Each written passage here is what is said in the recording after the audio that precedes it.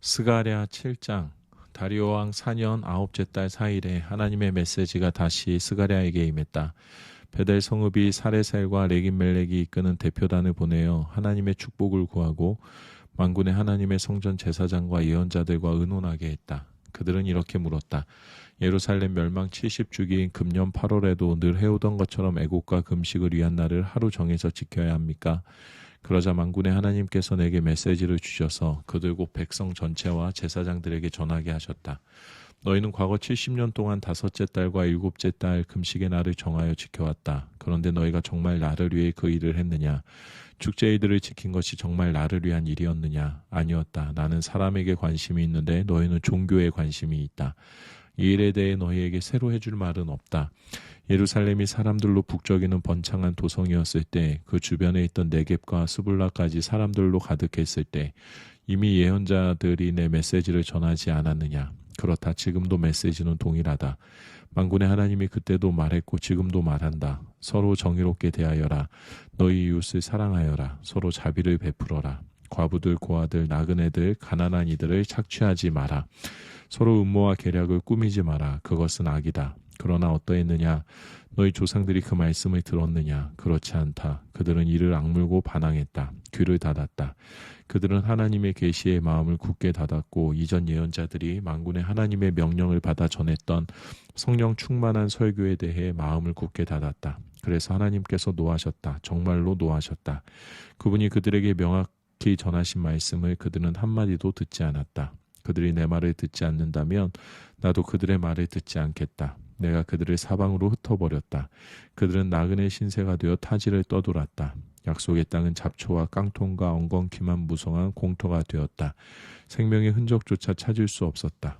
그들은 꿈의 땅을 황무지로 바꾸어 놓았다. 스가랴 8장. 만군의 하나님께서 이 메시지를 주셨다. 만군의 하나님의 메시지다. 시온을 향한 내 마음이 뜨겁다. 시온을 생각하면 분노가 치민다. 그것은 내 문제이기 때문이다. 하나님의 메시지다. 내가 시온으로 돌아왔다. 내가 예루살렘으로 다시 돌아왔다. 예루살렘은 이제 새 이름으로 불리리라. 진리의 도성, 만군의 하나님의 산, 거룩한 산으로 불리리라. 만군의 하나님의 메시지다. 노인들이 예루살렘에 돌아와서 거리의 벤치에 앉아 이야기꽃을 피우고 지팡이를 짚고 안전하게 나들이 할 것이다. 노인들이 살기 좋은 도성이 될 것이다. 도성의 광장은 웃고 떠들며 뛰노는 아이들로 가득할 것이다. 아이들이 자라기 좋은 도성이 될 것이다.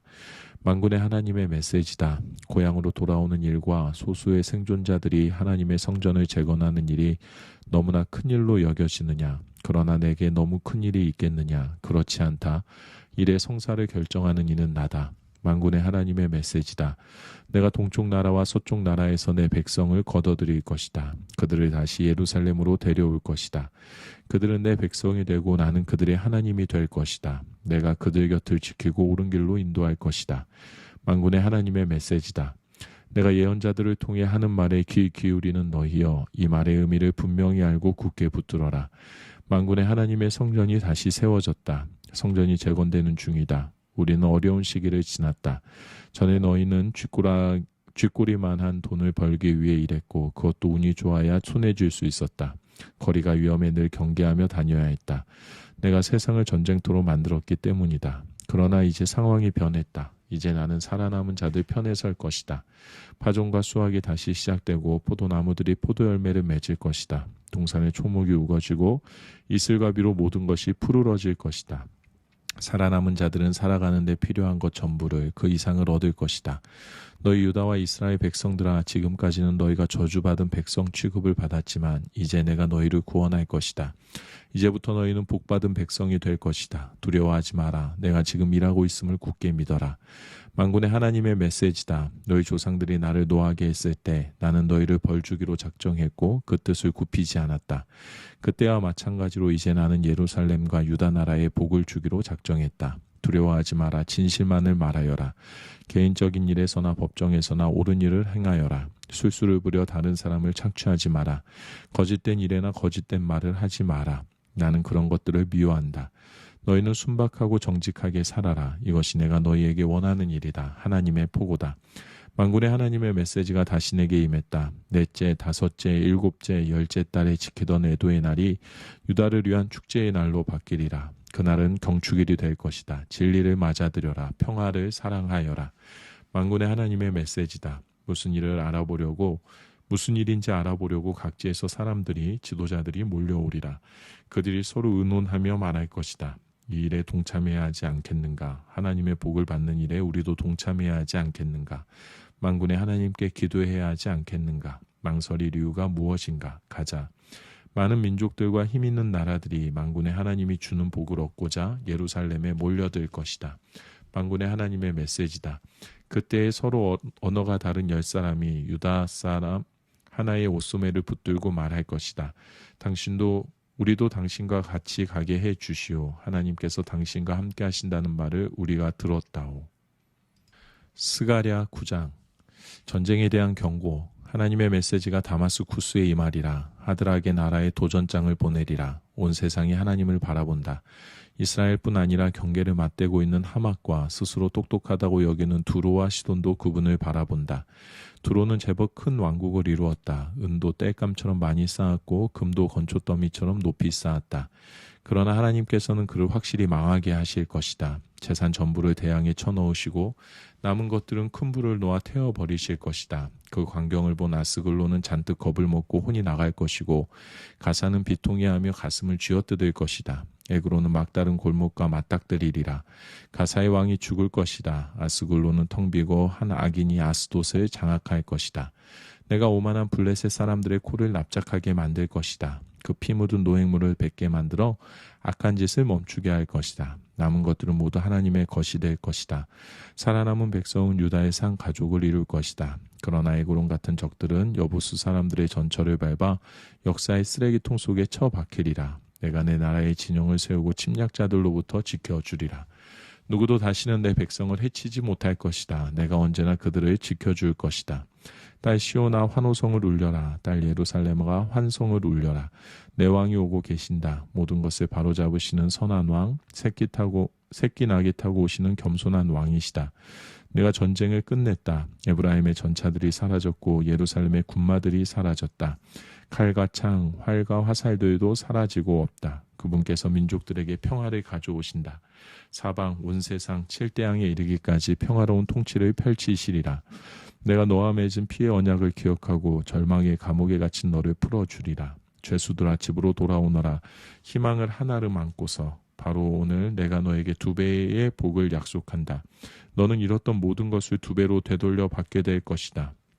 유다는 이제 내 무기, 내가 당기는 활이다. 에브라임은 활시에 매긴 화살로 쓸 것이다. 시온아, 내가 내 아들을 깨워. 그리스야, 내가 내 아들들을 칠 것이다. 이제부터는 사람들이 내 칼이다. 그때 하나님이 나타나셔서 번개처럼 화살을 쏘실 것이다. 주 하나님께서 나팔을 부시고 회오리 바람을 일으키며 진군하신다. 만군의 하나님께서 그들을 보호해 주시리라. 전면전을 벌이시리라. 모든 전쟁을 끝내는 전쟁, 총력전을 마침내 그들의 하나님이 이기시고 그들을 구해 주시리라. 그들은 유순한 양 같은 존재가 되고 왕관에 박힌 오색 찬란한 보석 같은 존재가 되리라. 그날에 그들이 반짝이리라. 빛을 발하리라. 젊은 남자들이 원기왕성해지고 젊은 여자들은 사랑스러우리라. 스가랴 10장. 봄비가 내릴 때니 하나님께 비를 내려달라고 기도하여라. 비를 만들어내시는 분, 봄 폭풍우를 만들어내시는 분, 밀과 보리를 기르시는 분께. 가게에서 파는 신들이 횡성수설 떠든다. 종교 전문가들도 헛소리나 짓거린다. 거들먹거리는 그들, 내뱉는 말이라곤 허풍뿐이다. 백성들이 길 잃은 양떼처럼 방황한다. 목자 없는 가련한 양들처럼 길을 잃고 헤맨다. 목자라는 자들에게 내노가 폭발한다. 숫 염소만도 못한 자들, 내가 그들을 염소 다루듯 하리라. 만군의 하나님이 친히 나서서 그분의 양떼 유다 백성을 돌보아 주신다. 그분께서 그들의 영을 소생시켜 주시고 하나님이 그들 편임을 자랑스러이 여기게 하시리라. 하나님께서 그들을 들어 당신의 재건사역에 쓰실 것이다. 그들을 주초와 기둥으로 도구와 기구들로 재건사역의 감독자로 쓰시니 그들은 자랑스러운 일꾼 군대가 될 것이다. 당당하고 일사불란하게 씩씩하고 힘있게 늪과 진창을 서슴없이 통과해 행진한다. 하나님께서 그들과 함께 하시니 그들을 꺾을 자 아무도 없으리라. 내가 유다 백성을 강하게 만들 것이다. 내가 요셉 백성을 구원하고 그들의 고통을 아는 나 그들을 새롭게 하리라. 모든 과거를 씻고 새 출발하게 하리라. 이유를 묻느냐? 나는 그들의 하나님이기 때문이다. 그들에게 필요한 일을 내가 해줄 것이다. 에브라임 백성은 만방의 이름을 떨치고 그들의 삶은 기쁨으로 차오를 것이다. 오 그들의 자녀들도 하나님의 복을 만끽하게 되리라. 내가 휘파람을 불면 그들이 내게로 뛰어오리라. 내가 그들을 자유롭게 풀어주었으니 오 그들이 번성하리라. 비록 내가 그들을 사방으로 흩어보냈지만 이제 그들이 그 먼 곳에서 나를 기억할 것이다. 이야기를 간직하여 자녀들에게 전해주고 때가 이르면 그들이 돌아올 것이다. 내가 그들을 이집트 서쪽에서 데려오겠고 아시리아 동쪽에서 그들을 몰아올 것이다. 내가 그들을 기름진 길르앗으로 숲이 우거진 레바논으로 다시 데려올 것이다. 온 땅이 귀양의 무리로 가득하리라. 험한 바다를 뚫고 성난 파도를 가볍게 타고 그들이 돌아올 것이다.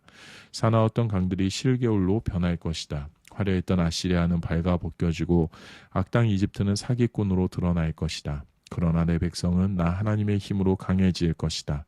그러면 그들은 능히 내 길을 걸어갈 것이다. 하나님께서 그렇게 말씀하신다. 스가랴 11장. 오만한 레바논아 이민자들을 위해 내 국경을 열어라. 너희 보촌 서던 나무들이 불에 탈 것이다. 우람한 소나무들아 통곡하여라. 자매인 백향목들아 애곡하여라. 너희 하늘 높이 솟았던 나무들이 이제 땔감이 되었다. 바산의 상수리 나무들아 통곡하여라. 너희 울창하던 숲이 이제 구루터기 밭이 되었다. 목자들의 통곡 소리를 듣느냐? 그들은 가진 모든 것을 잃었다. 사자들의 포효 소리가 들리느냐? 대단하던 요단의 정글이 이제 황무지가 되었다. 사로잡혀갔다가 돌아오는 이들을 위해 자리를 마련하여라. 하나님께서 내게 명령하셨다. 곧 도살될 처지의 양들을 위해 목자가 되어 주어라. 양을 사들일 자들은 손쉽게 돈을 벌기 위해 그들을 도살할 것이다. 그러고도 아무 문제 없다. 양을 파는 자들은 이렇게 말한다. 운도 좋지. 하나님께서 내 편이시다. 나는 부자가 되었다. 그들의 목자들도 양에게 전혀 관심이 없다. 하나님의 포고다. 이제 나는 이 땅의 백성들에게서 아주 손을 떼어버릴 작정이다. 지금부터 그들은 철저히 혼자 힘으로 살아야 한다. 이전투구, 적자생존, 양육강식의 세상이 펼쳐지리라. 내게 도움을 구할 생각은 마라. 그래서 나는 돈밖에 모르는 악독 주인들에게 가서 그 양들을 넘겨받아 도살당할 처지에 있던 양들을 돌보았다. 나는 양을 치는 막대기 2개를 가져다가 하나에는 사랑스러움이라 하고 다른 하나에는 화합이라고 이름을 써 넣었다. 그러고는 그 양들을 돌보았다. 한 달도 못 되어 나는 부패한 목자들을 내쫓아 버렸다. 더 이상 봐줄 수 없었기 때문이다. 그들도 나를 견디지 못했다. 그 후 나는 양들에게도 지쳐서 이렇게 말했다. 너희에게 지쳤다. 더 이상 너희를 돌보지 않겠다.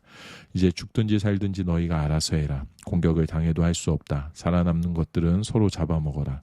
그러고 나서 나는 사랑스러움이라 이름 붙인 막대기를 무릎 위에서 부러뜨렸다. 내가 모든 백성과 맺었던 아름다운 언약을 깨뜨린 것이다. 막대기와 언약이 한 번에 깨졌다. 탐욕스러운 주인들은 내 행동을 보고 배후에 하나님이 계시다는 사실을 알아차렸다. 내가 그들에게 내게 적절한 삭스를 알아서 쳐달라고 말했다. 그들은 삭스로 은 30개를 내게 주었는데 모욕적일 만큼 적은 액수였다. 하나님께서 내게 말씀하셨다. 그 돈을 자선 헌금함 속에 던져 넣어라. 내가 한 일에 대해 그들이 쳐준 값이 고작 그 정도였다. 나는 은 30개를 가져다가 하나님의 성전에 있는 자선 헌금함 속에 던져 넣었다. 그러고는 화합이라는 이름의 다른 막대기를 가져다가 무릎 위에서 부러뜨렸다. 유다와 이스라엘 사이에 화합을 깨뜨린 것이다. 그때 하나님께서 말씀하셨다. 아둔한 목자처럼 옷을 차려 입어라. 내가 이 땅에 바로 그런 목자 하나를 세우려고 한다. 희생자들에게 무심하고 길 잃은 자들을 낮추어 보며 상처 입은 자들을 멸시하고 양식 있는 시민들을 우습게 여기는 그런 목자 말이다. 그가 목자 일을 하는 것은 단 하나, 양떼를 이용하고 못살게 굴어 제 입속을 챙길 생각 때문이다.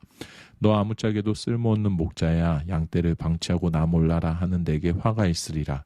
내 팔이 저주를 받으리라. 내 오른쪽 눈이 저주를 받으리라. 내 팔은 힘이 빠져 무용지물이 되고 내 오른쪽 눈은 멀어 한 치 앞도 보지 못하게 될 것이다. 스가랴 12장. 전쟁에 대한 경고.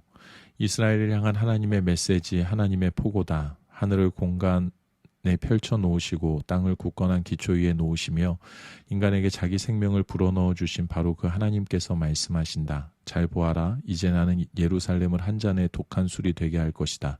유다와 예루살렘을 포위한 자들은 그 술에 취해 인사불성이 되어 비틀거릴 것이다. 그 큰 날에 나는 예루살렘이 모두의 길을 막아서는 거대한 돌이 되게 할 것이다. 그 돌을 들어 옮기려는 자들은 다 부서져 내릴 것이다. 모든 이방 민족이 힘을 모아 그 돌을 없애고 싶어 할 것이다. 하나님께서 말씀하신다. 그 큰 날에 내가 모든 군마와 기술을 공황 상태에 빠뜨려 미치게 할 것이다. 그러나 유다는 언제나 내가 보살필 것이다.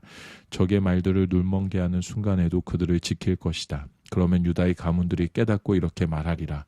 우리 지도자들이 그들의 하나님 만군의 하나님의 능력을 덧입어 저토록 강해졌다. 그 큰 날에 내가 유다 가문을 바싹 마른 숲속에 불붙은 성냥과 같은 존재, 건초 가득한 헛간 속에 타오르는 횃불과 같은 존재가 되게 할 것이다. 그들은 보이는 모든 것을 불사를 것이다. 오른편에 있는 사람부터 왼편에 있는 사람까지 모두 불사를 것이다. 예루살렘은 이주해 오는 사람, 귀향하는 사람들로 북적일 것이다. 나 하나님은 유다의 평범한 가정들을 회복시키는 일부터 시작할 것이다. 유다 평민들이 맞을 영광이 다윗 가문과 예루살렘 지도자들의 영광 못지 않을 것이다. 그 큰 날에 나는 예루살렘에 사는 모든 자들을 돌볼 것이다. 가장 낮고 약한 사람도 다윗처럼 영광스러워질 것이다. 다윗 가문은 백성을 인도하는 하나님의 천사 같은 존재가 될 것이다. 그 큰 날에 나는 그동안 예루살렘을 대적한 모든 이방 민족들을 없애버릴 것이다. 그런 다음 다윗 가문과 예루살렘 주민에게 은총과 기도의 영을 부어줄 것이다. 그러면 그들이 나 곧 그들에게 처참히 상처 입은 이를 알아보리라. 그들에게 찔린 창 자국을 알아보리라. 그들은 슬피 울 것이다. 참으로 슬피 울 것이다. 마지를 잃은 부모가 슬피 우는 것처럼 울며 통곡할 것이다. 그날 예루살렘에서 일어날 큰 통곡은 무기또 벌판 하다드 림몬의 통곡만큼이나 비통할 것이다.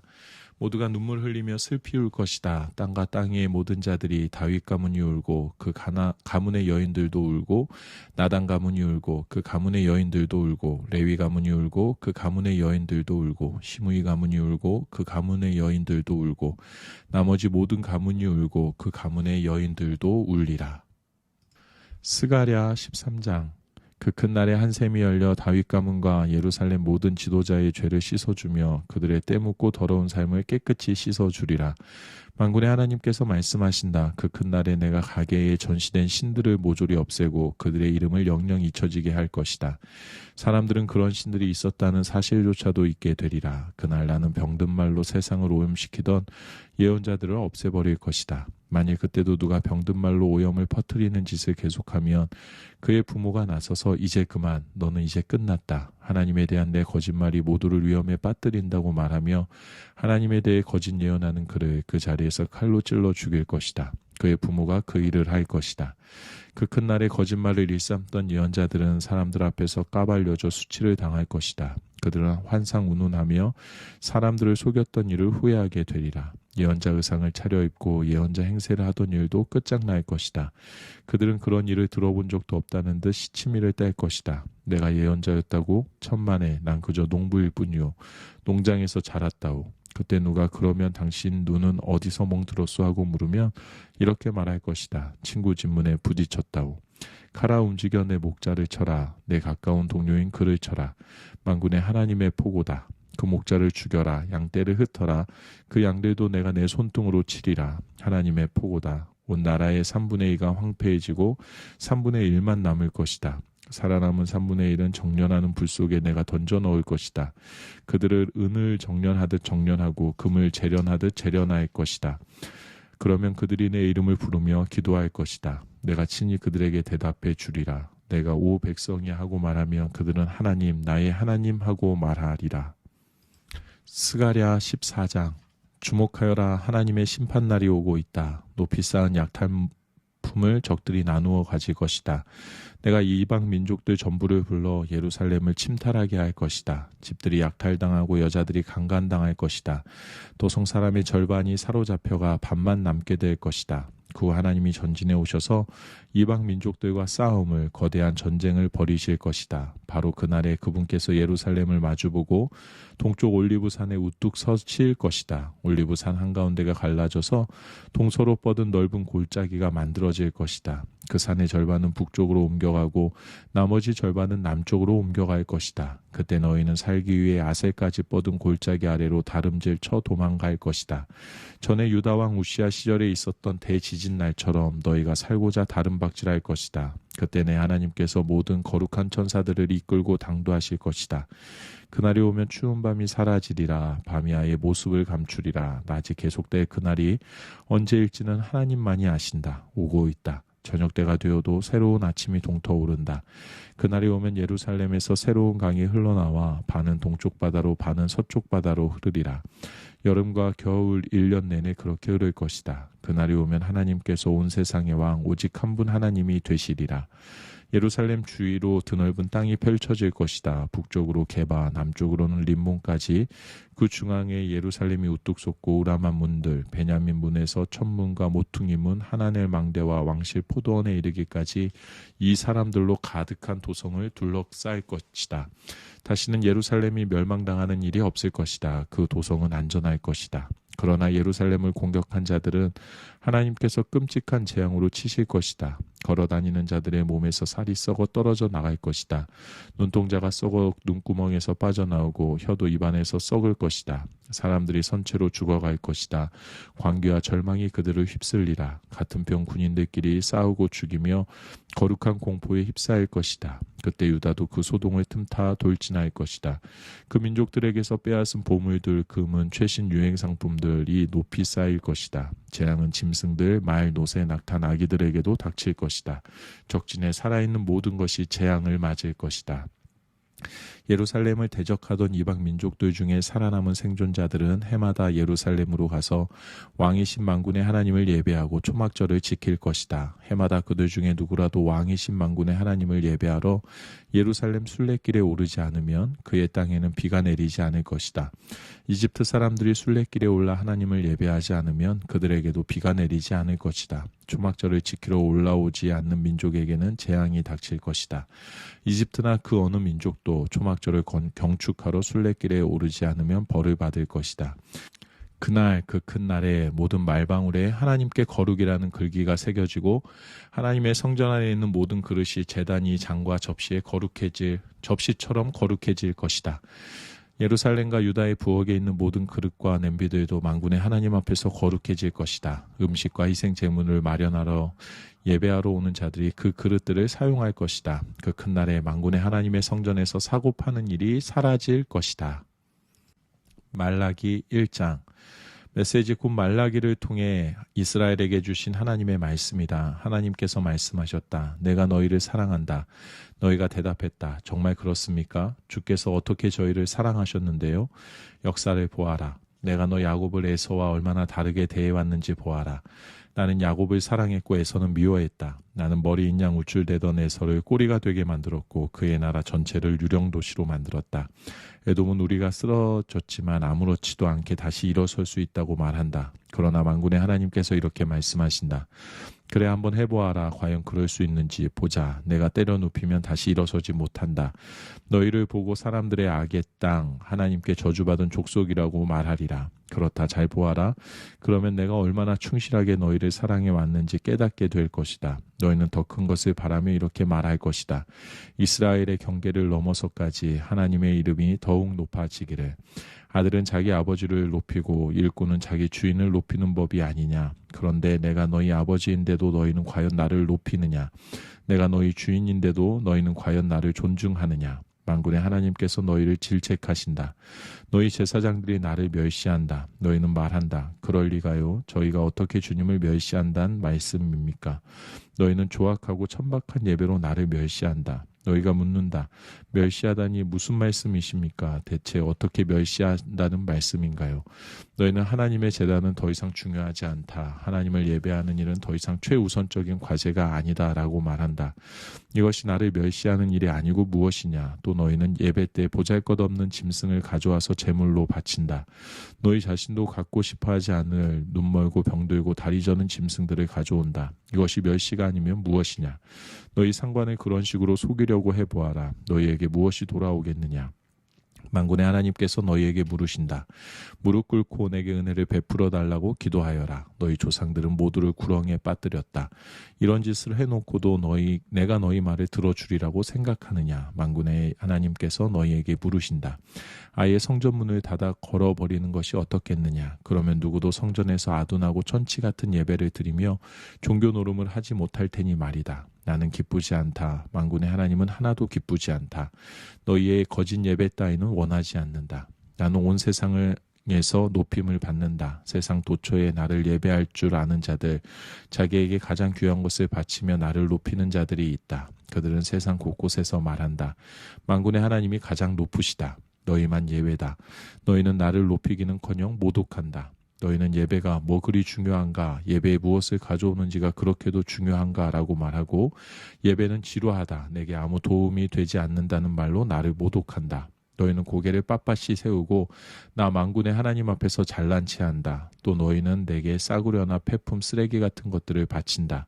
내가 그런 것들을 받으리라고 생각하느냐? 나 하나님이 말한다. 나를 위해 뭔가 큰일, 값진 희생제를 할 것처럼 잔뜩 폼을 잡다가 결국은 하찮을것없는 것만 가져오는 자에게 저주가 있을 것이다.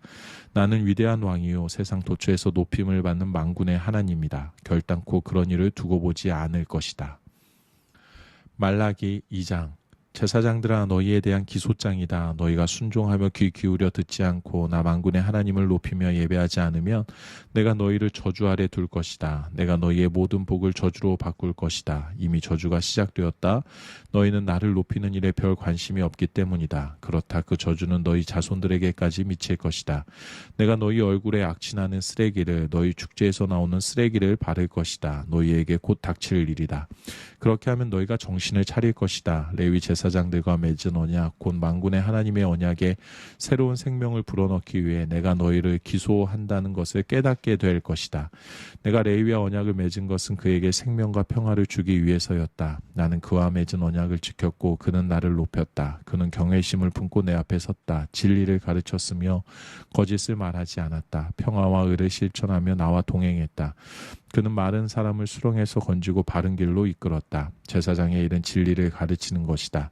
사람들에게 길을 안내하는 것이다. 제사장은 만군의 하나님의 특사다. 그런데 너희 제사장들은 제사장의 일을 저버렸다. 도리어 많은 사람들의 삶을 망쳐놓았다. 너희는 제사장 레위의 언약을 쓰레기로 만들었다. 만군의 하나님이 말한다. 그래서 내가 이렇게 너희의 실상을 만천하에 폭로한다. 이제 모두가 너희를 역겨워하고 피해간다. 너희가 내 말을 듣지 않고 내 계시를 참되고 치우침 없이 가르치지 않기 때문이다. 우리는 모두 한 아버지에게서 나지 않았느냐? 모두 같은 하나님에 의해 창조되지 않았느냐? 그런데 어째서 우리는 서로 잘 지내지 못하는 것일까? 어째서 우리를 하나로 묶어주는 조상들의 언약을 더럽히고 있는가? 유다는 하나님을 속였다. 신뢰를 저버리는 역겨운 일이 이스라엘과 예루살렘에서 벌어졌다. 유다는 이방신들을 예배하는 여자들과 사랑에 빠져 도망갔고 하나님의 거룩을 더럽혔다. 그들에게 하나님의 저주가 있을 것이다. 그들을 집에서 내쫓아라. 그들은 공동체 일원이 될 자격이 없다. 만군의 하나님께 아무리 많은 재물을 들고 온다고 해도 소용없다. 유다의 두 번째 죄는 너희 예배 장소를 우는 소리와 불평하는 소리로 가득 채운 것이다. 그들이 원하는 것을 하나님에게서 얻지 못했기 때문이다.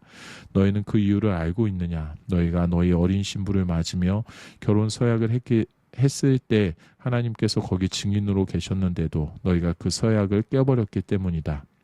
너희는 서약 맺은 동반자, 언약 맺은 아내와의 약속을 깨뜨렸다.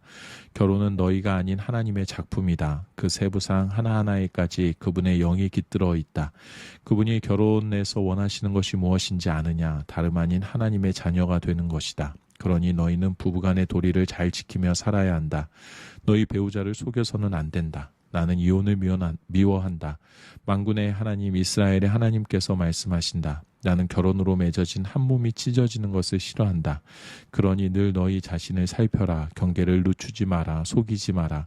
너희가 하는 말은 하나같이 하나님을 괴롭힌다. 우리가 어떻게 그분을 괴롭힙니까? 하고 너희가 묻는다.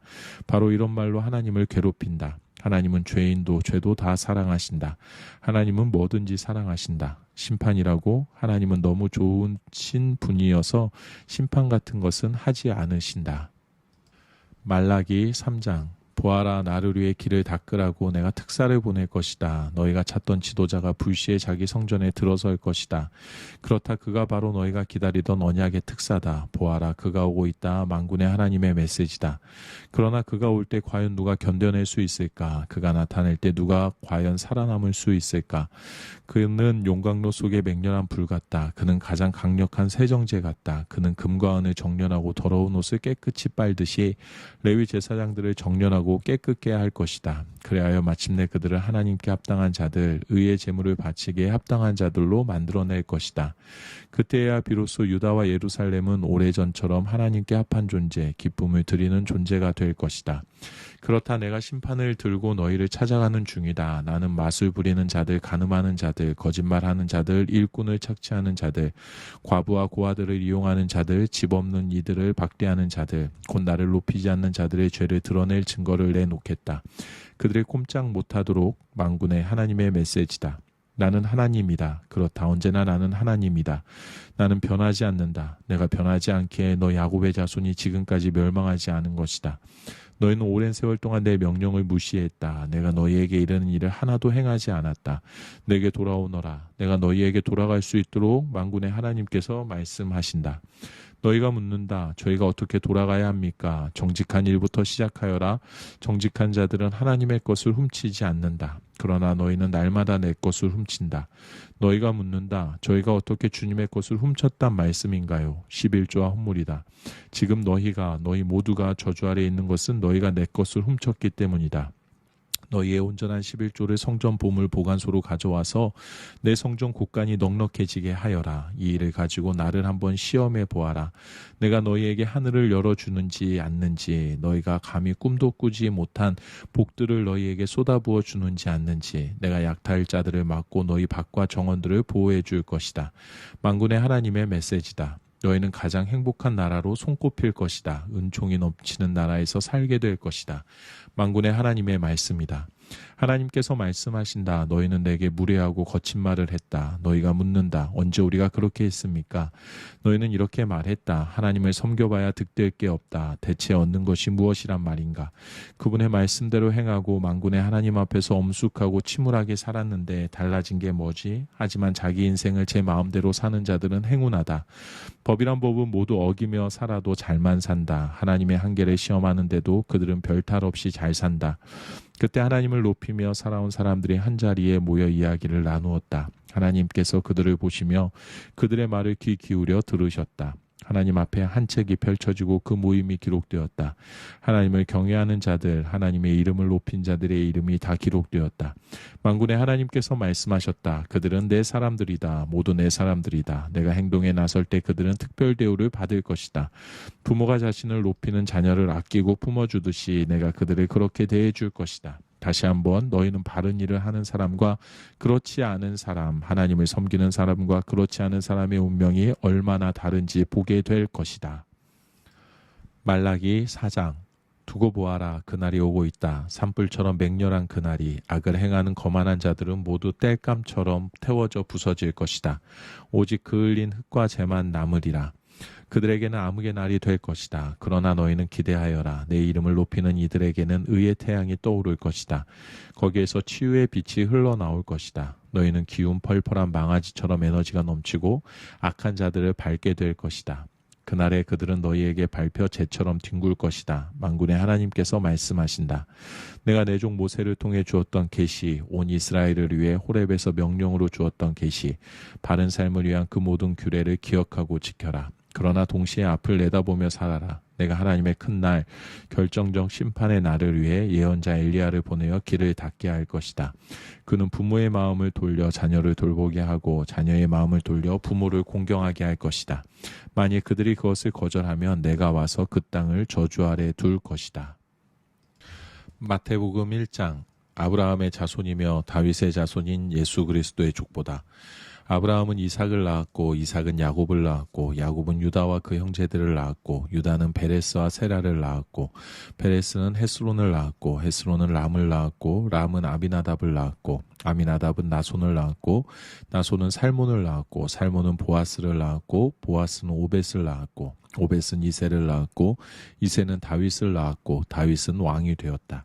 다윗은 솔로몬을 낳았고 솔로몬은 르호보암을 낳았고 르호보암은 아비야를 낳았고 아비야는 아사를 낳았고 아사는 여호사밧을 낳았고 여호사밧은 요람을 낳았고 요람은 우시야를 낳았고 우시야는 요담을 낳았고 요담은 아하스를 낳았고 아하스는 히스기야를 낳았고 히스기야는 므낫세를 낳았고 므낫세는 아몬을 낳았고 아몬은 요시야를 낳았고 요시야는 여호야긴과 그 형제들을 낳았고 그 무렵에 백성이 바빌론의 포로로 잡혀갔다.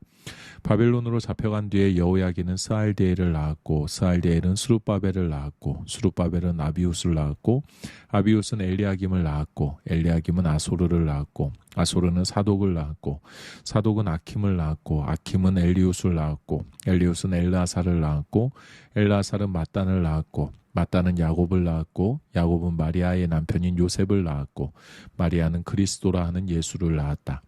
아브라함부터 다윗까지 14대, 다윗부터 바빌론으로 잡혀갈 때까지 14대, 바빌론으로 잡혀간 뒤로 그리스도까지 14대였다. 예수께서 태어나신 경위는 이렇다. 그분의 어머니 마리아는 요셉과 약혼한 사이였다. 그들이 결혼하기 전에 요셉은 마리아가 임신한 사실을 알게 되었다. 요셉은 마음이 상했지만 점잖은 사람인지라 마리아에게 욕이 되지 않게 조용히 문제를 매듭지을 참이었다. 방도를 찾던 중에 요셉이 꿈을 꾸었다. 꿈속에서 하나님의 천사가 말했다. 다윗의 자손 요셉아, 주저하지 말고 결혼하여라. 마리아의 임신은 성령으로 된 것이다. 하나님의 성령이 잉태하게 하신 것이다. 마리아가 아들을 낳을 것이니 그 이름을 예수, 하나님이 구원하신다라고 지어라. 그가 자기 백성을 그 죄에서 구원하실 것이다. 이로써 예언자가 잉태한 설교가 드디어 성취되었다. 잘 보아라. 처녀가 임신하여 아들을 낳을 것이며 그 이름을 임마누엘이라 할 것이다. 요셉은 잠에서 깼다. 그는 하나님의 천사가 꿈에 지시한 대로 마리아와 결혼했다. 그러나 그는 마리아가 아기를 낳을 때까지는 잠자리를 같이 하지 않았다. 그는 아기의 이름을 예수라고 지었다. 마태복음 2장. 예수께서 유대 땅 베들레헴 마을에서 태어나시자 당시는 헤롯이 왕으로 있을 때였다. 동방에서 학자들이 예루살렘을 찾아왔다. 그들이 물었다. 새로 태어난 유대인의 왕에게 예를 갖추려면 어디로 가야 합니까? 우리는 동쪽 하늘에서 그의 탄생을 알리는 별을 보았습니다.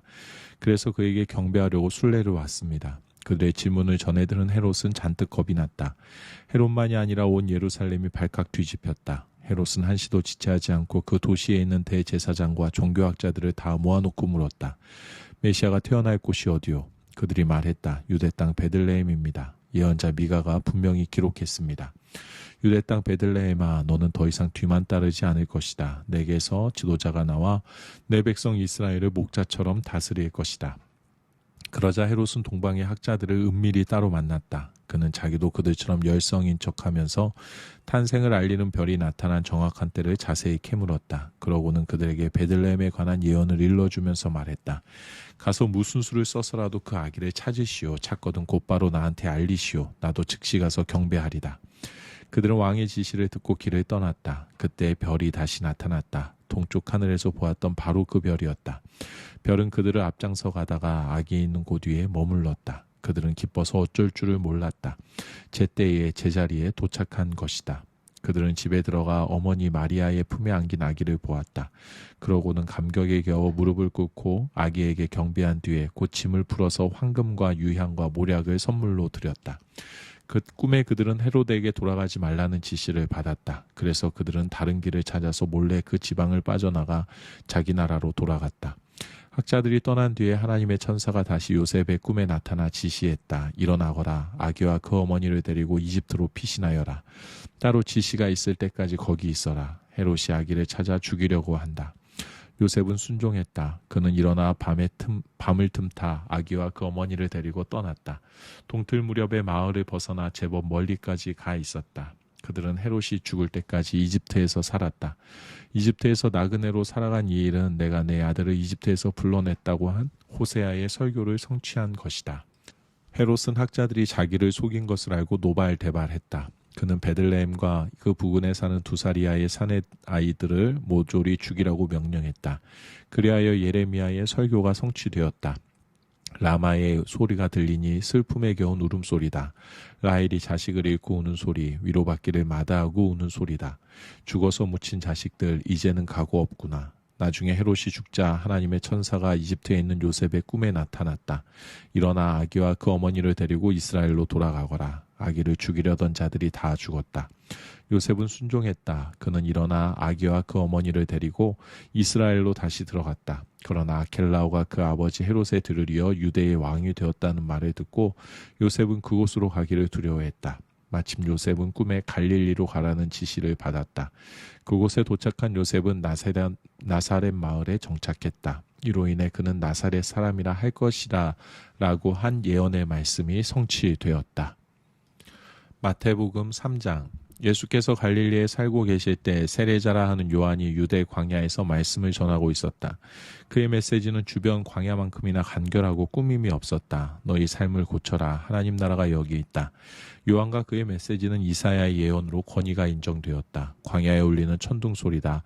하나님이 오고 계시니 준비하여라. 길을 내어라. 곱고 평탄한 길을 내어라. 요한은 낙타털로 된 옷을 입고 허리에 가죽띠를 둘렀다. 그리고 메뚜기와 야생꿀을 먹고 살았다. 그가 하는 일을 듣고 보려고 예루살렘과 유대와 요단강 지역에서 사람들이 쏟아져 나왔다. 죄를 고백하러 온 사람들은 그곳 요단강가에서 세례를 받고 삶을 고치기로 결단했다. 세례가 점차 인기를 얻다 보니 많은 바리새인과 사두개인들도 세례를 체험하러 모습을 드러냈는데 이를 한 요한은 버럭 소리를 질렀다. 뱀의 자식들아, 이 강가에 슬그머니 내려서 무엇을 하는 거냐? 너희의 뱀 가죽에 물을 좀 묻힌다고 뭐가 달라질 것 같으냐? 바꿔야 할 것은 너희 겉가죽이 아니라 너희 삶이다. 아브라함을 조상으로 내세우면 다 통할 것이라고 생각하지 마라. 아브라함의 자손인 것과는 아무 상관도 없는 일이다. 흔해 빠진 것이 아브라함의 자손이다. 중요한 것은 너희 삶이다. 너희 삶은 푸르게 꽃피고 있느냐? 말라 죽은 가지라면 땔감이 되고 말 것이다. 내가 이 강에서 세례를 주는 것은 너희의 옛삶을 바꾸어 천국의 삶을 준비시키려는 것이다. 하지만 진짜는 이제부터다. 이 드라마의 주인공은 너희 안에 천국의 삶을, 너희 안에 불을, 너희 안에 성령을 발화시켜 너희를 완전히 바꾸어 놓으실 것이다. 그분께 비하면 나는 잔심부름꾼에 지나지 않는다. 그분은 집을 깨끗이 하실 것이다. 너희 삶을 대대적으로 정리하실 것이다. 그분은 참된 것은 모두 하나님 앞 제자리에 두시고 거짓된 것은 모두 끄집어내어 쓰레기와 함께 태워버리실 것이다. 그때 예수께서 갈릴리로부터 요단강에 오셔서 모습을 나타내셨다. 예수께서 요한에게 세례를 받으려고 하시자 요한이 말렸다. 세례를 받아야 할 사람은 당신이 아니라 접니다. 그러나 예수께서는 단호하셨다. 내 말대로 하여라. 오랜 세월 동안 이어져 온 하나님의 바로잡는 역사가 바로 지금 이 세례 속에서 하나로 모아지고 있다. 그래서 요한은 말씀대로 했다. 예수께서 세례를 받고 물에서 올라오시는 순간 하늘이 열리고 하나님의 영이 비둘기같이 내려와 그분 위에 머무는 것을 보셨다. 성령과 더불어 한 음성이 들려왔다. 이는 내가 사랑으로 선택하고 구별한 내 아들, 내 삶의 기쁨이다. 마태복음 4장. 그 후에 예수께서 성령께 이끌려 광야로 가셔서 시험을 받으셨다. 그곳에는 마귀가 대기하고 있었다. 예수께서는 밤낮으로 40일 동안 금식하며 시험에 대비하셨다. 그러다 보니 허기가 극에 달했고 마귀는 첫 번째 시험에 그 점을 이용했다. 너는 하나님의 아들이니 이 돌들한테 말해서 빵덩이가 되게 해보아라. 예수께서 신명기를 인용해 답하셨다. 사람이 빵으로만 사는 것이 아니다. 하나님의 입에서 나오는 끊임없는 말씀이 있어야 한다. 두 번째 시험으로 마귀는 예수를 거룩한 도성으로 데려가 성전 꼭대기에 앉혀놓고 말했다. 너는 하나님의 아들이니 뛰어내려 보아라. 마귀는 시편 91편을 인용해 예수를 몰아세웠다. 그분께서 천사들을 시켜 너를 보호하게 하셨다. 천사들이 너를 받아서 발가락 하나 돌에 채이지 않게 할 것이다. 예수께서 신명기의 다른 구절을 인용해 응수하셨다. 주 너희 하나님을 시험하지 마라. 세 번째 시험으로 마귀는 예수를 거대한 산 정상으로 데려갔다. 마귀는 선심이라도 쓰듯 지상의 모든 나라와 대단한 영광을 두루 가리켜 보였다. 그러고는 말했다. 전부 내 것이다. 무릎 꿇고 내게 경배하기만 하면 다 내 것이다. 예수께서 딱 잘라 거절하셨다. 사탄아 물러가라. 그리고 세 번째로 신명기를 인용해 쐐기를 박으셨다. 주 너의 하나님 오직 그분만을 경배하여라. 일편단심으로 그분을 섬겨라. 시험은 끝나고 마귀는 떠났다. 대신에 천사들이 와서 예수의 시중을 들었다. 예수께서 요한이 체포되었다는 말을 들으시고 갈릴리로 돌아가셨다. 예수께서는 고향 나사렛을 떠나 수불론과 납달리 기슭에 자리한 호숫가 마을 가버나움으로 가셨다. 이로써 이사야의 설교가 성취되었다. 수불론과 납달리 땅, 요단강 건너편 바다로 가는 길, 이방 사람들의 중심지인 갈릴리, 평생 어둠 속에 앉아있던 백성이 그 큰 빛을 보았고 칠흑같이 어두운 죽음의 땅에 앉았던 그들이 해 돋는 것을 보았다. 이사야의 이 예언 설교는 예수께서 말씀을 전하기 시작하신 순간에 갈릴리에서 성취되었다. 그분은 요한의 마지막 말을 이어받으셨다. 너의 삶을 고쳐라. 하나님 나라가 여기 있다. 예수께서 갈릴리 호숫가를 걸어가시다가 두 형제 곧 시몬과 안드레를 보셨다. 그들은 호수에 그물을 던져 고기를 잡고 있었다. 고기잡이는 그들의 평소 직업이었다. 예수께서 그들에게 말씀하셨다. 나와 함께 가자. 내가 너희를 새로운 어부가 되게 하겠다. 잉어와 가물치 대신에 사람을 낚는 법을 가르쳐 주겠다. 그들은 아무것도 묻지 않고 그대로 그물을 놓아두고 그분을 따라갔다. 호숫가를 좀 더 가다가 그들은 다른 두 형제 곧 세베대의 아들 야고보와 요한을 만났다. 두 형제는 아버지 세베대와 함께 배에 앉아서 그물을 손질하고 있었다. 예수께서는 그들에게도 똑같이 제안하셨고 그들 역시 배와 자기 아버지를 버려두고 곧바로 그분을 따라갔다. 예수께서 거기서부터 온 갈릴리를 두루 다니셨다. 예수께서는 회당을 집회 장소로 삼아 사람들에게 하나님의 진리를 가르치셨다. 하나님 나라가 그분의 주제였다. 바로 지금 그들이 하나님의 선하신 통치 아래 있다는 것이었다. 또한 예수께서는 질병과 잘못된 생활로 고통받는 사람들을 고쳐주셨다. 로마의 지배를 받던 시리아 전 지역에 소문이 퍼졌다. 사람들은 정신질환, 정서질환, 신체질환 할 것 없이 아픈 사람이면 누구나 데려왔다. 예수께서는 그들 한 사람 한 사람을 고쳐주셨다. 점점 더 많은 사람들이 모여들었고 그 행렬은 끝이 없었다. 갈릴리에서 온 사람들 외에도 호수 건너편 데가볼리에서 사람들이 무리지어 왔다. 예루살렘과 유대에서 온 사람들도 있었고 요단강 건너편에서 온 사람들도 있었다. 마태복음 5장. 예수께서 자신의 사역으로 인해 큰 무리가 몰려드는 것을 보시고 산에 올라가셨다.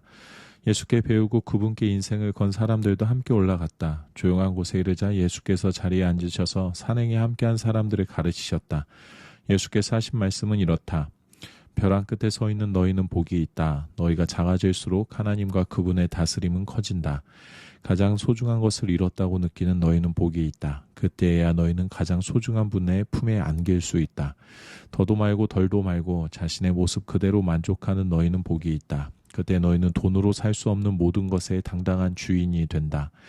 하나님께 입맛이 당기는 너희는 복이 있다. 그분은 너희 평생에 맛볼 최고의 음식이요 음료다. 남을 돌보는 너희는 복이 있다. 그렇게 정성 들여 돌보는 순간에 너희도 돌봄을 받는다. 내면 세계 곧 마음과 생각이 올바른 너희는 복이 있다. 그때에야 너희는 바깥 세상에서 하나님을 볼 수 있다. 경쟁하거나 다투는 대신에 협력하는 모습을 보여주는 너희는 복이 있다. 그때 너희는 진정 자신이 누구이며 하나님의 집에서 자신의 자리가 어디인지 알게 된다. 하나님께 헌신했기 때문에 박해를 받는 너희는 복이 있다. 그 박해로 인해 너희는 하나님 나라에 더 깊이 들어가게 된다. 그뿐 아니다. 사람들이 내 평판을 떨어뜨리려고 너희를 깔보거나 내쫓거나 너희에 대해 거짓을 말할 때마다 너희는 복을 받은 줄로 알아라. 그들이 그렇게 하는 이유는 진리가 너무 가까이 있어서 그들이 불편을 느끼기 때문이다. 그런 일이 일어날 때 너희는 기뻐해도 좋다. 아예 만세를 불러도 좋다. 그들은 싫어하겠지만 나는 좋아하니 말이다. 온 천국이 박수를 보낼 것이다. 또한 너희만 그런 일을 당하는 것이 아님을 알아라. 내 예언자와 증인들은 언제나 그런 고생을 했다. 너희가 여기 있는 이유를 말해주겠다. 너희는 소금을 쳐서 이 땅에 하나님 맛을 드러내라고 여기 있는 것이다. 너희가 짠맛을 잃으면 사람들이 어떻게 경건의 맛을 알겠느냐. 너희가 쓸모없어지면 결국 쓰레기통에 버려질 것이다. 이렇게 말할 수도 있다. 너희는 빛이 되어 세상에 하나님의 빛깔을 드러내라고 여기 있는 것이다. 하나님은 감추어둘 비밀이 아니다. 우리는 이 비밀을 훤히 드러낼 것이다. 산 위에 있는 도시만큼 훤히 드러낼 것이다. 내가 너희에게 등불을 들고 있게 한다면 설마 너희는 내가 너희를 통 속에 숨겨두리라고는 생각하지 않을 것이다. 나는 너희를 단 위에 둘 것이다. 내가 너희를 언덕 위에 등불 놓는 단 위에 두었으니 빛을 비추어라. 너희에게 오는 손님을 기쁘게 맞아들여라. 후하게 베풀며 살아라. 너희가 다른 사람들에게 마음을 열면 그들도 너희에게 자극을 받아 하나님께, 하늘에 계신 자비로우신 하나님께 마음을 열게 될 것이다. 내가 하나님의 율법이든 예언자든 성경을 폐지하러 왔다고 생각하지 마라. 내가 온 것은 폐지하는 것이 아니라 오히려 완성하려는 것이다. 나는 그 모든 것을 거대한 하나의 파노라마 속에 아우를 것이다.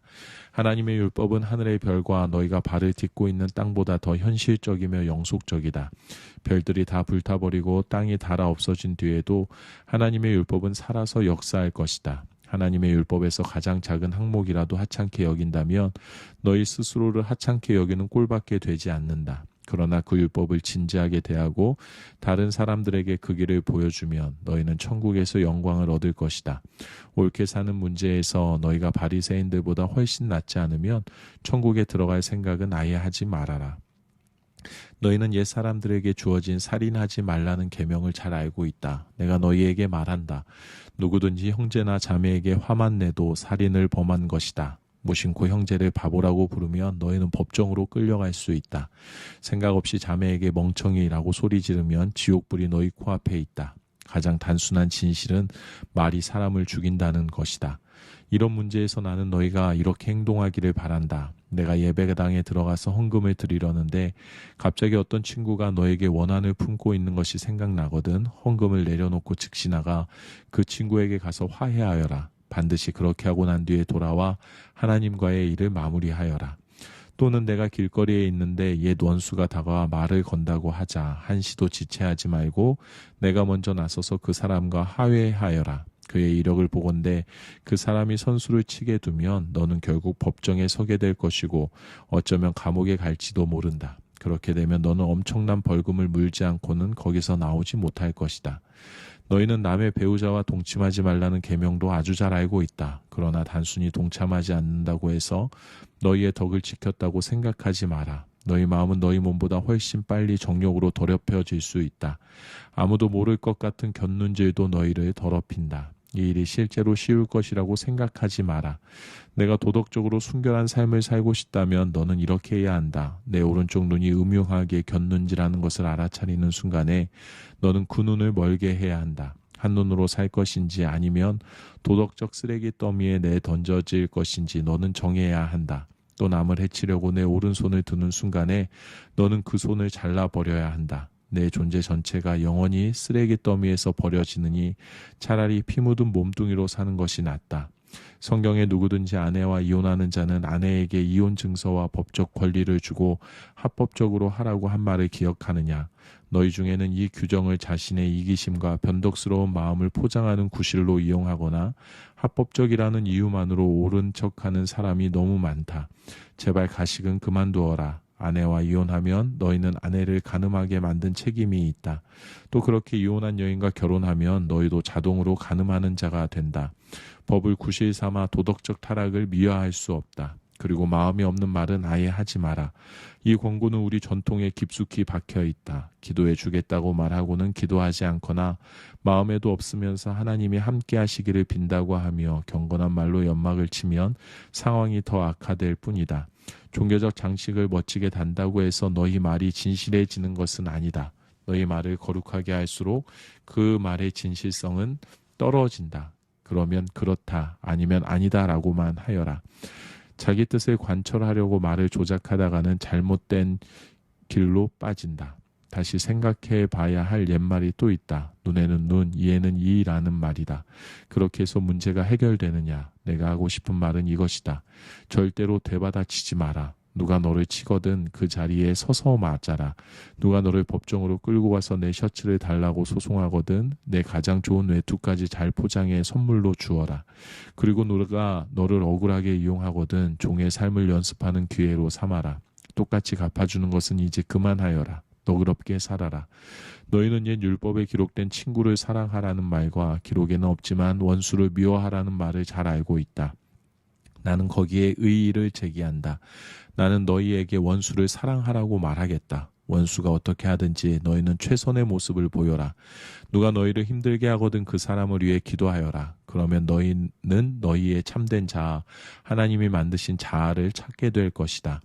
하나님도 그렇게 하신다. 그분은 착한 사람이든 악한 사람이든 친절한 사람이든 비열한 사람이든 상관없이 모두에게 가장 좋은 것, 해의 온기와 비의 양분을 주신다.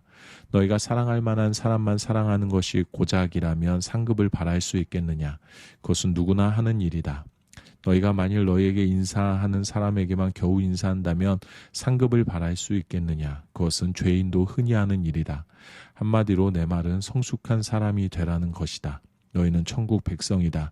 그러니 천국 백성답게 살아라. 하나님이 주신 너희 신분에 합당하게 살아라.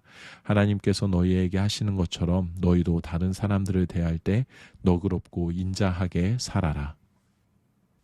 마태복음 6장. 너희가 선한 일을 하려고 할 때에 그것이 연극이 되지 않도록 특히 조심하여라. 그것이 멋진 연극이 될 수 있는지는 몰라도 너희를 지으신 하나님은 박수를 보내지 않으실 것이다. 남을 위해 무슨 일을 할 때에는 너희 자신이 주목받지 않도록 하여라. 분명 너희도 내가 연극 배우라고 부르는 이들의 행동을 보았을 것이다. 그들은 기도하며 큰 길을 무대로 알고는 누군가 자기를 보고 있으면 긍휼을 베풀고 사람들 앞에서 연극을 한다. 물론 그들은 박수를 받지만 그것이 전부다. 너희는 남을 도울 때에 자신이 어떻게 보일지 생각하지 마라. 그냥 소리내지 말고 은밀히 도와주어라. 사랑으로 너희를 잉태하신 너희 하나님도 무대 뒤에서 일하시고 너희를 은밀히 도와주신다. 또 너희가 하나님 앞에 나아갈 때도 연극을 하지 마라. 그렇게 하는 사람들은 다 스타가 되기를 꿈꾸며 기도할 때마다 쇼를 일삼는다. 하나님께서 극장 객석에 앉아 계시다는 말이냐? 너희는 이렇게 하여라. 하나님 앞에서 연극하고 싶은 유혹이 들지 않도록 조용하고 한적한 곳에 찾아라.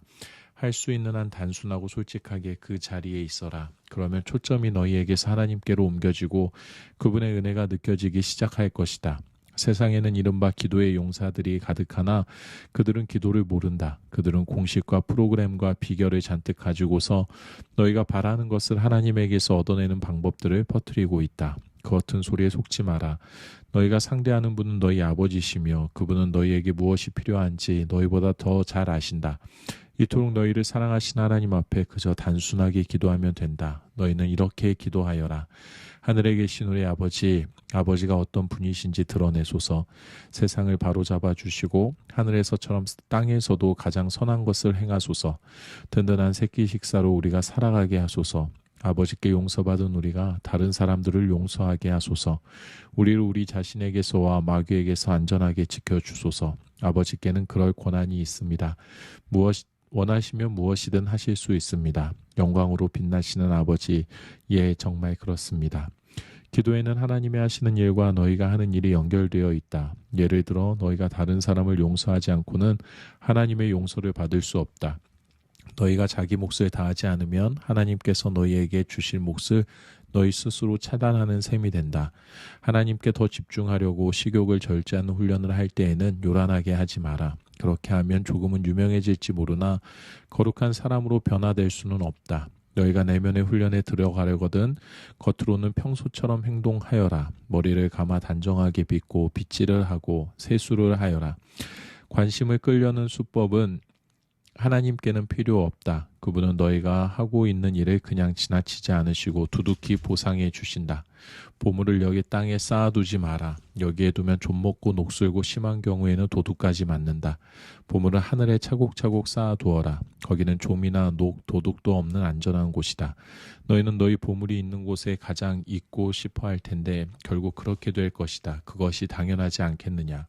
너희 눈은 너희 몸의 창문이다. 내가 경외와 믿음으로 눈을 크게 뜨면 내 몸은 빛으로 가득해진다. 내가 탐욕과 불신으로 곁눈질하고 살면 내 몸은 음습한 지하실이 된다. 내 창에 블라인드를 치면 내 삶은 얼마나 어두워지겠느냐.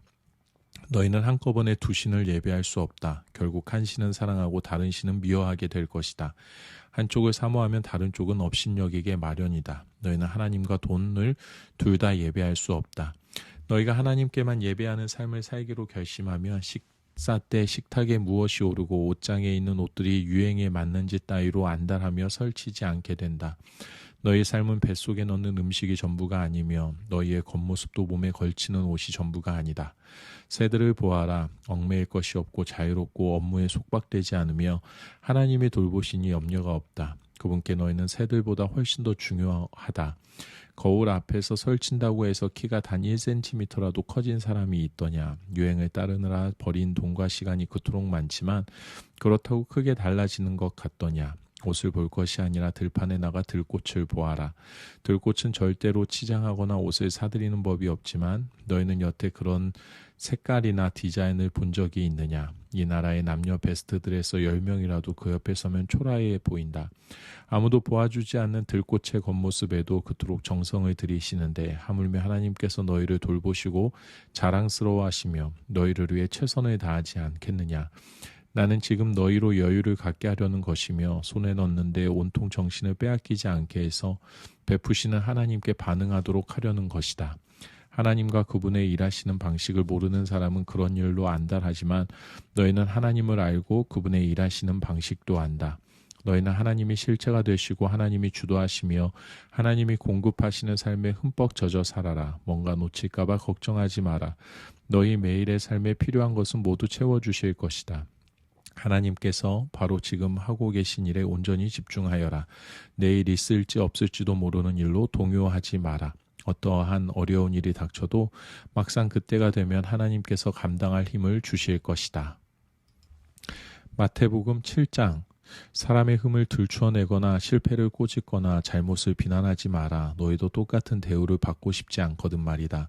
비판하는 마음은 부메랑이 되어 너희에게 되돌아올 것이다. 내 이웃의 얼굴에 묻은 얼룩을 보면서 자칫 내 얼굴에 추한 비웃음은 그냥 지나치기 쉽다. 내 얼굴이 멸시로 일그러져 있는데 어떻게 뻔뻔스럽게 내가 내 얼굴을 씻어주겠다고 말하겠느냐. 이 또한 동네방네에 쇼를 하겠다는 사고방식이며 자기 역할에 충실하기보다는 남보다 거룩한 척 연기를 하는 것이다. 내 얼굴에 추한 비웃음부터 닦아내라. 그러면 내 이웃에게 수건을 건네줄 만한 사람이 될지도 모른다. 거룩한 것으로 장난치지 마라. 농담과 바보짓은 하나님께 영광이 되지 않는다. 거룩한 신비를 한갓 슬로건으로 격화시키지 마라. 시대를 따라가려다가 너희는 오히려 약아져서 불경스러운 사태를 부를 뿐이다. 하나님과 흥정하지 마라. 솔직하게 말씀드려라. 필요한 것을 구하여라. 우리는 쫓고 쫓기는 게임이나 숨바꼭질을 하고 있는 것이 아니다. 너희 아이가 빵을 달라고 하는데 톱밥을 주면서 아이를 속이겠느냐? 아이가 생선을 달라고 하는데 살아있는 뱀을 접시에 담아 아이에게 겁을 주겠느냐? 너희가 아무리 악해도 그런 생각은 하지 않을 것이다. 너희도 자기 자식에게는 최소한의 예의를 지킨다. 그렇다면 너희를 사랑으로 잉태하신 하나님은 그보다 훨씬 낫지 않으시겠느냐? 여기 간단하지만 유용한 행동 지침이 있다. 사람들이 너희에게 무엇을 해주면 좋겠는지 자문해 보아라. 그리고 너희가 먼저 그들에게 그것을 해주어라. 하나님의 율법과 예언자들의 설교를 다 합한 결론이 이것이다. 하나님께 이르는 지름길을 찾지 마라. 세상에는 여가 시간을 활용하는 것만으로도 성공하는 인생에 이를 수 있다고 말하는 쉽고도 확실한 공식들이 넘쳐난다.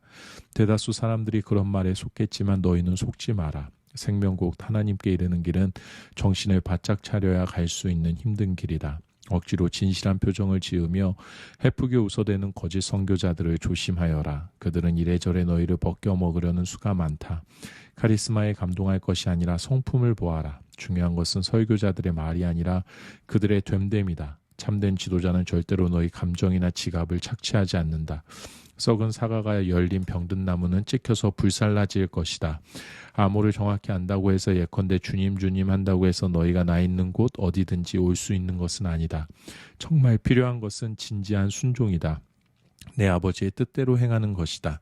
벌써부터 내 눈에 훤히 보인다. 최후 심판날에 많은 사람들이 거들먹거리며 내게 와서 이렇게 말할 것이다. 주님, 우리는 메시지를 전했고 귀신을 혼내줬으며 하나님이 후원해 주신 우리 사업은 모든 사람들의 입에 오르내렸습니다. 그때 내가 뭐라고 말할지 아느냐? 이미 때는 늦었다. 너희가 한 일이라고는 나를 이용해 유력자가 된 것뿐이다. 너희에게는 나를 감동시키는 구석이 하나도 없다. 여기서 나가거라.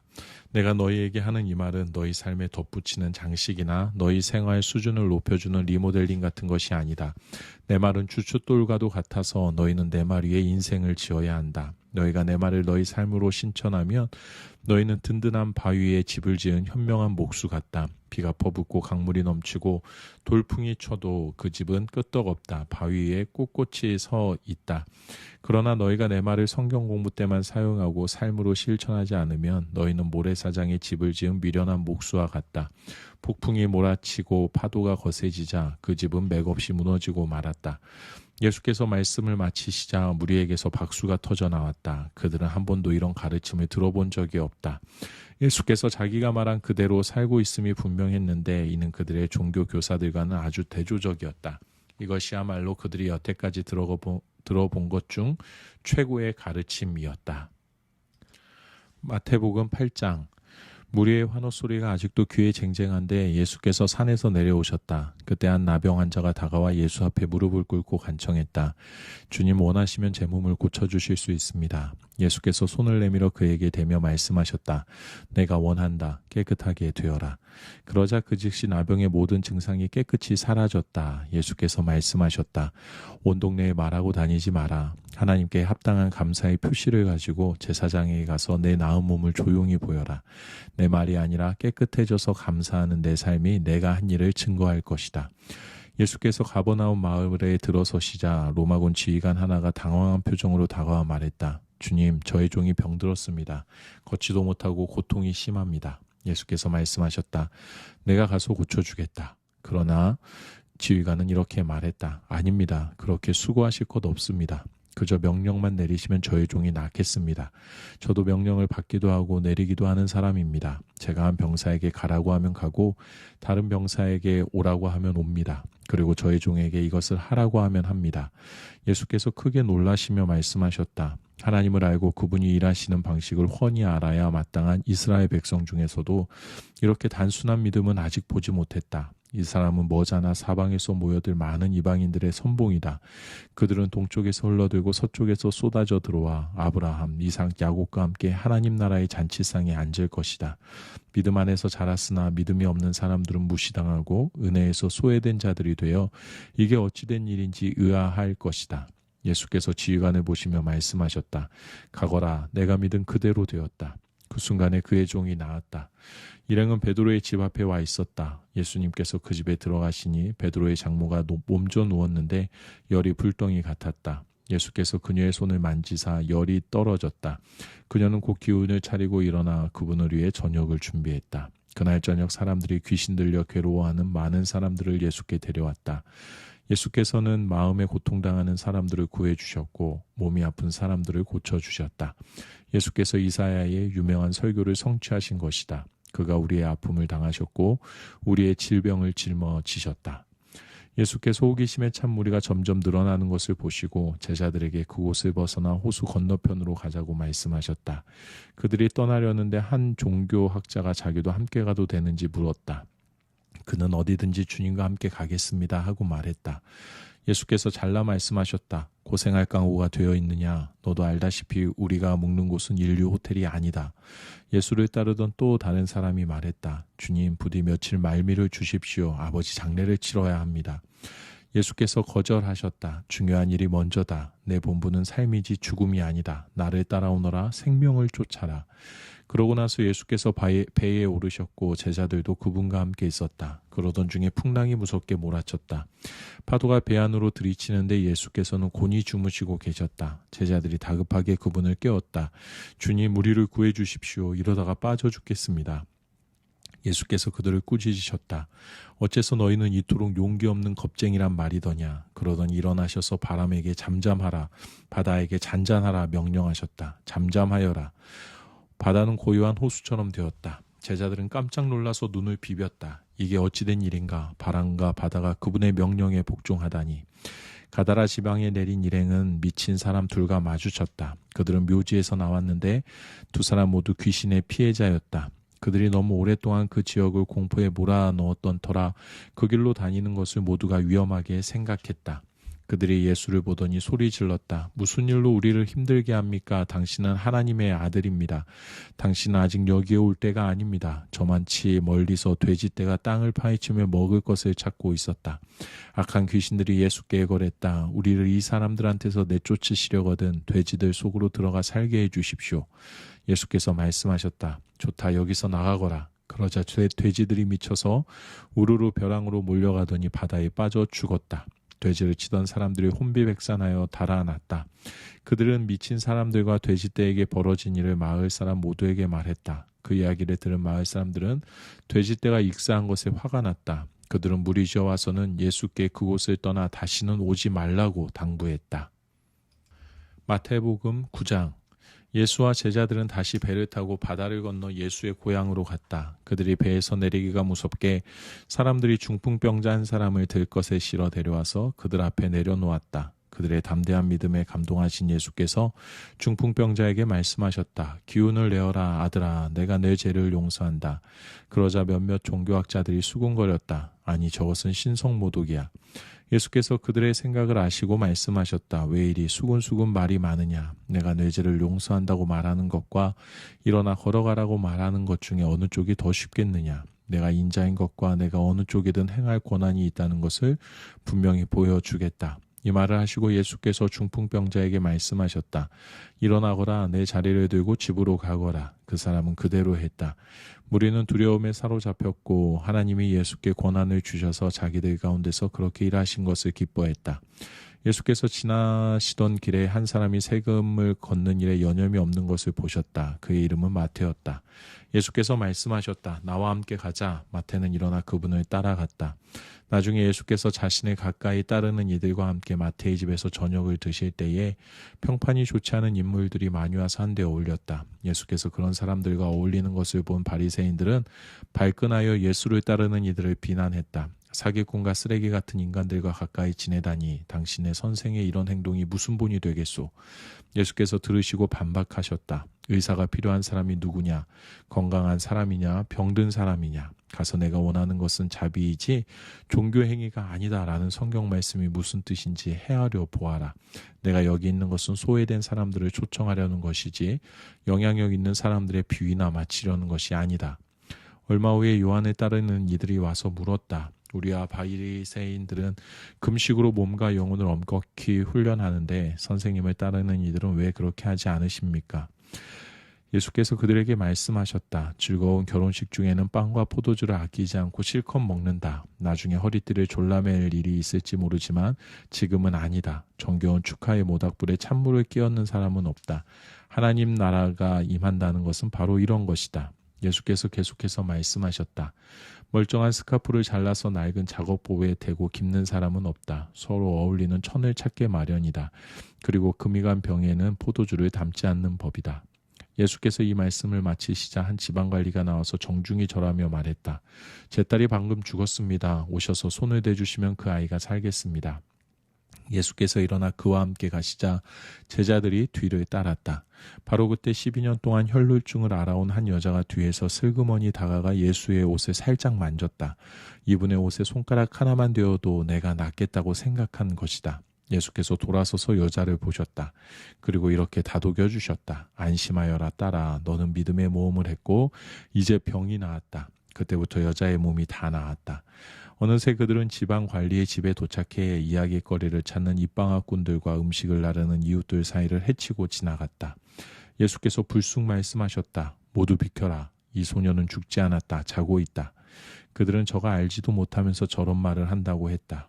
예수께서 무리를 내보내시고 안에 들어가셔서 소녀의 손을 잡고 일으켜 세우셨다. 소녀를 살리신 것이다. 곧 소문이 그 지방에 두루 퍼졌다. 예수께서 그 집을 떠나시자 눈먼 사람 둘이 따라오며 소리 질렀다. 다윗의 자손이여 불쌍히 여겨 주십시오. 우리를 불쌍히 여겨 주십시오. 예수께서 집에 들어가시자 눈먼 그들도 따라 들어갔다. 예수께서 그들에게 말씀하셨다. 너희는 정말 내가 이 일을 할 수 있다고 믿느냐? 그들이 대답했다. 그렇습니다, 주님. 예수께서 그들의 눈을 만지시며 말씀하셨다. 너희 믿음대로 되어라. 그러자 그 말씀대로 그들이 앞을 보게 되었다. 예수께서 엄하게 주의를 주셨다. 이 일이 어떻게 일어났는지 아무에게도 알리지 마라. 그러나 그들은 문을 나서기 무섭게 만나는 사람마다 그 일에 대해 떠들기 시작했다. 눈먼 사람들이 나가자마자 사람들이 악한 귀신이 들려 말 못하는 사람을 예수께 데려왔다. 예수께서 괴롭히는 악한 귀신을 쫓아내시자 그 사람은 마치 평생 말을 해온 사람처럼 즉시 말문이 술술 트였다.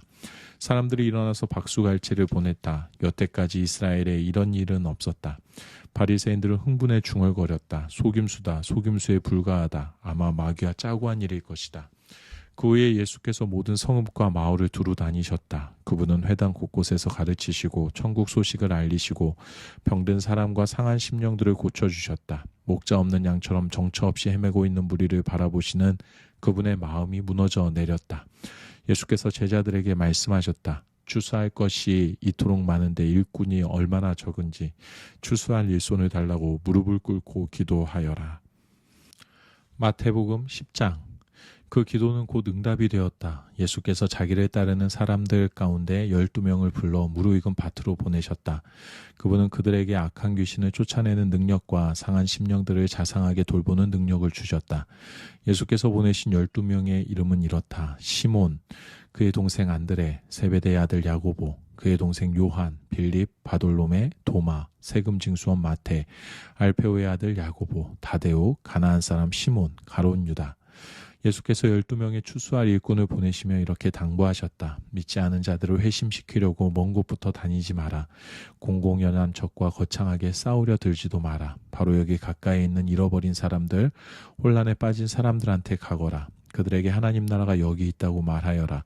병든 사람들에게 건강을 되찾아주고 죽은 사람들을 다시 살려주어라. 버림받은 사람들을 만져주어라. 귀신을 쫓아내어라. 너희가 후한 대접을 받았으니 너희도 후하게 살아라. 시작하기 전에 모금 행사를 벌여야겠다고 생각하지 마라. 너희에게는 많은 준비가 필요 없다. 너희 자신을 준비하여라. 하루 세 끼 먹을 것만 있어도 너희는 이 일을 계속할 수 있다. 짐을 가볍게 하고 다녀라. 어떤 성읍이나 마을에 들어가거든 굳이 고급 여관에 묵지 마라. 수수한 사람들이 사는 적당한 곳을 찾아가 떠날 때까지 그곳으로 만족하여라. 문을 두드릴 때는 정중히 인사하여라. 그들이 너희를 맞아들이거든 예의 바르게 이야기를 나누어라. 너희를 맞아들이지 않거든 조용히 떠나라. 소란 피울 것 없다. 무시해버리고 너희의 길을 가면 된다. 심판날에 그들이 틀림없이 크게 후회하겠지만 그것은 지금 너희가 신경 쓸 일이 아니다. 늘 정신을 바짝 차려라. 내가 너희에게 맡기는 일은 위험한 일이다. 너희는 이리떼 속을 달려가는 양과 같으니 너희에게 시선이 쏠리지 않게 하여라. 뱀처럼 영리하고 비둘기처럼 순수하여라. 세상을 몰라서는 안 된다. 어떤 사람들은 너희의 동기를 비난할 것이고 어떤 사람들은 너희의 평판을 더럽힐 것이다. 단지 나를 믿는다는 이유만으로 그렇게 할 것이다. 그들이 너희를 법정으로 끌고 가더라도 당황하지 마라. 그들은 자기도 모르게 너희와 나에게 호의를 베푼 것이다. 너희에게 천국 소식을 전할 무대를 만들어준 것이다. 그때 무엇을 말할지 어떻게 말할지 걱정하지 마라.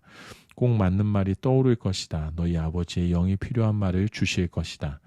너희가 전하려는 분이 자기들 기분이나 맞춰주는 어떤 우상이 아니라 살아계신 하나님임을 알게 된다면 사람들은 너희를 대적할 것이다. 심지어 너희 가족들도 그럴 것이다. 큰 사랑을 선포했는데 그처럼 큰 미움을 맛보게 되니 얼마나 어처구니 없는 일이냐. 그러나 포기하지 마라. 굴복하지 마라. 마지막에 가면 그 가치를 알게 될 것이다. 이런 일이 벌어질 때 너희가 구할 것은 성공이 아니라 생존이다. 살아남는 자가 되어라. 더 이상 어쩔 수 없는 상황에 이르기 전에 인자가 올 것이다. 학생이 선생보다 더 나은 책상을 쓸 수 없다. 사원이 사장보다 돈을 더 벌지 못한다. 너희는 내 학생이요 내 추수할 일꾼이니 나와 똑같은 대접을 받거든 만족하여라. 아예 기뻐하여라. 그들이 주인이 나를 똥 묻은 화상이라고 부르는데 일꾼들이야 더 무엇을 바라겠느냐. 겁먹지 마라. 언젠가는 모든 것이 밝혀져 모든 사람이 일의 진실을 알게 될 것이다. 그러니 드러내놓고 진리를 말하기를 주저하지 마라.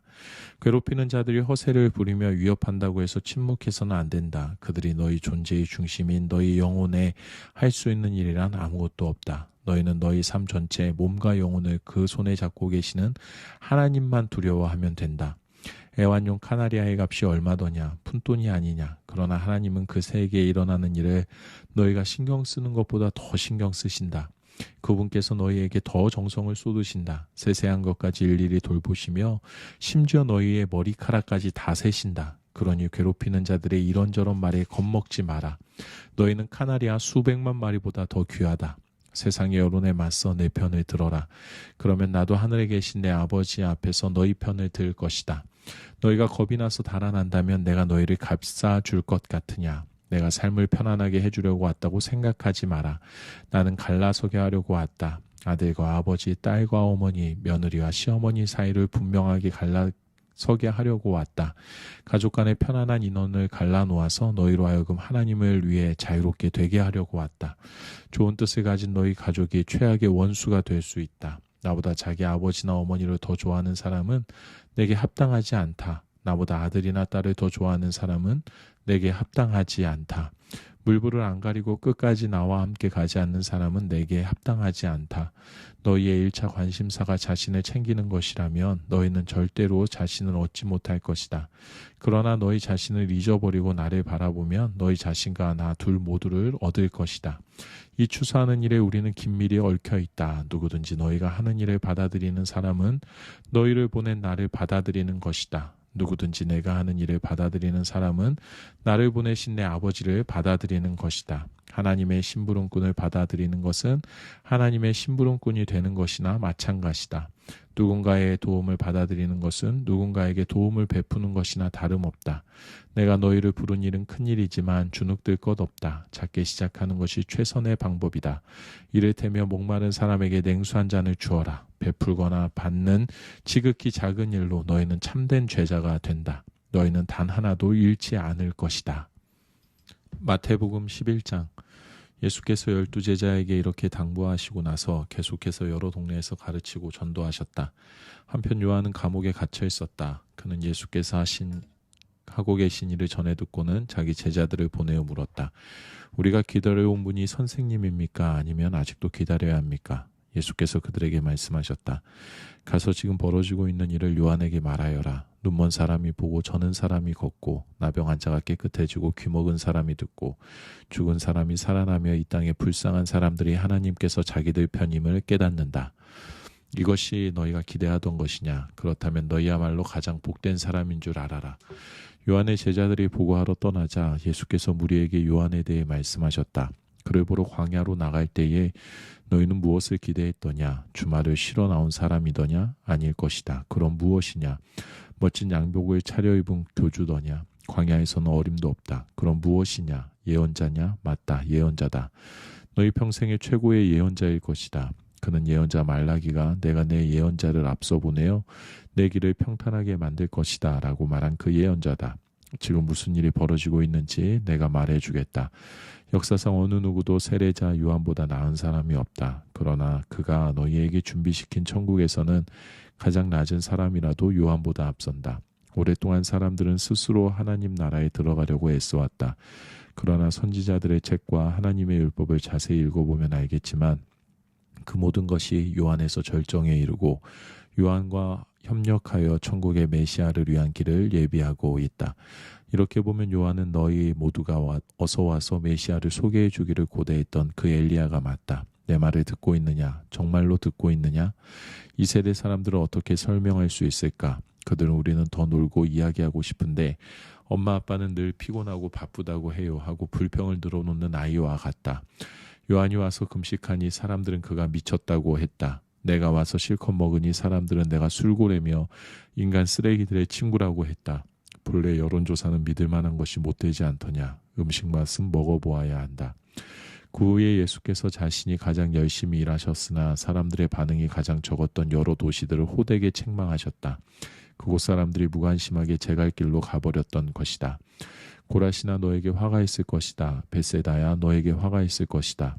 두로와 시돈이 너희가 본 엄청난 기적의 절반만 보았어도 당장 무릎을 꿇었을 것이다.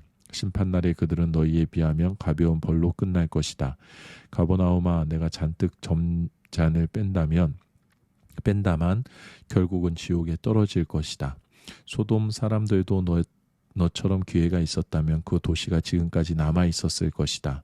심판날에 그들은 너희에 비하면 가벼운 벌로 끝날 것이다. 갑자기 예수께서 기도하셨다. 하늘과 땅의 주인이신 아버지 감사합니다. 아버지께서는 아버지의 길을 똑똑하고 다 아는 체 하는 사람들에게는 숨기시고 평범한 사람들에게는 분명히 밝히셨습니다. 그렇습니다. 아버지께서는 이렇게 일하시는 것을 좋아하십니다. 예수께서 다시 사람들에게 말씀하시되 이번에는 부드럽게 말씀하셨다. 아버지께서 이 모든 것을 내게 행하고 말하라고 맡겨주셨다. 이것은 아버지와 아들이 서로를 잘 아는 친밀한 관계에서 비롯되는 부자간의 독특한 일이다. 아무도 아버지가 아는 것처럼 아들을 아는 이가 없고 아들이 아는 것처럼 아버지를 아는 이도 없다. 하지만 나는 이것을 나 혼자만 누릴 생각이 없다. 누구든지 들을 마음만 있으면 나는 차근차근 가르쳐줄 준비가 되어 있다. 너희는 피곤하고 지쳤느냐? 종교 생활에 탈진했느냐? 나에게 오너라. 나와 함께 길을 나서면 너희 삶은 회복될 것이다. 내가 너희에게 제대로 쉬는 법을 가르쳐 주겠다. 나와 함께 걷고 나와 함께 일하여라. 내가 어떻게 하는지 잘 보아라. 자연스러운 은혜의 리듬을 배워라. 나는 너희에게 무겁거나 맞지 않는 짐을 지우지 않는다. 나와 함께 있으면 자유롭고 가볍게 사는 법을 배울 것이다. 마태복음 12장. 어느 안식일에 예수께서 제자들과 함께 곡식이 무르익은 밭 사이를 거닐고 계셨다. 제자들이 배가 고파 곡식 이삭을 따서 씹어 먹었다. 바리새인들이 그 일을 예수께 일러 바쳤다.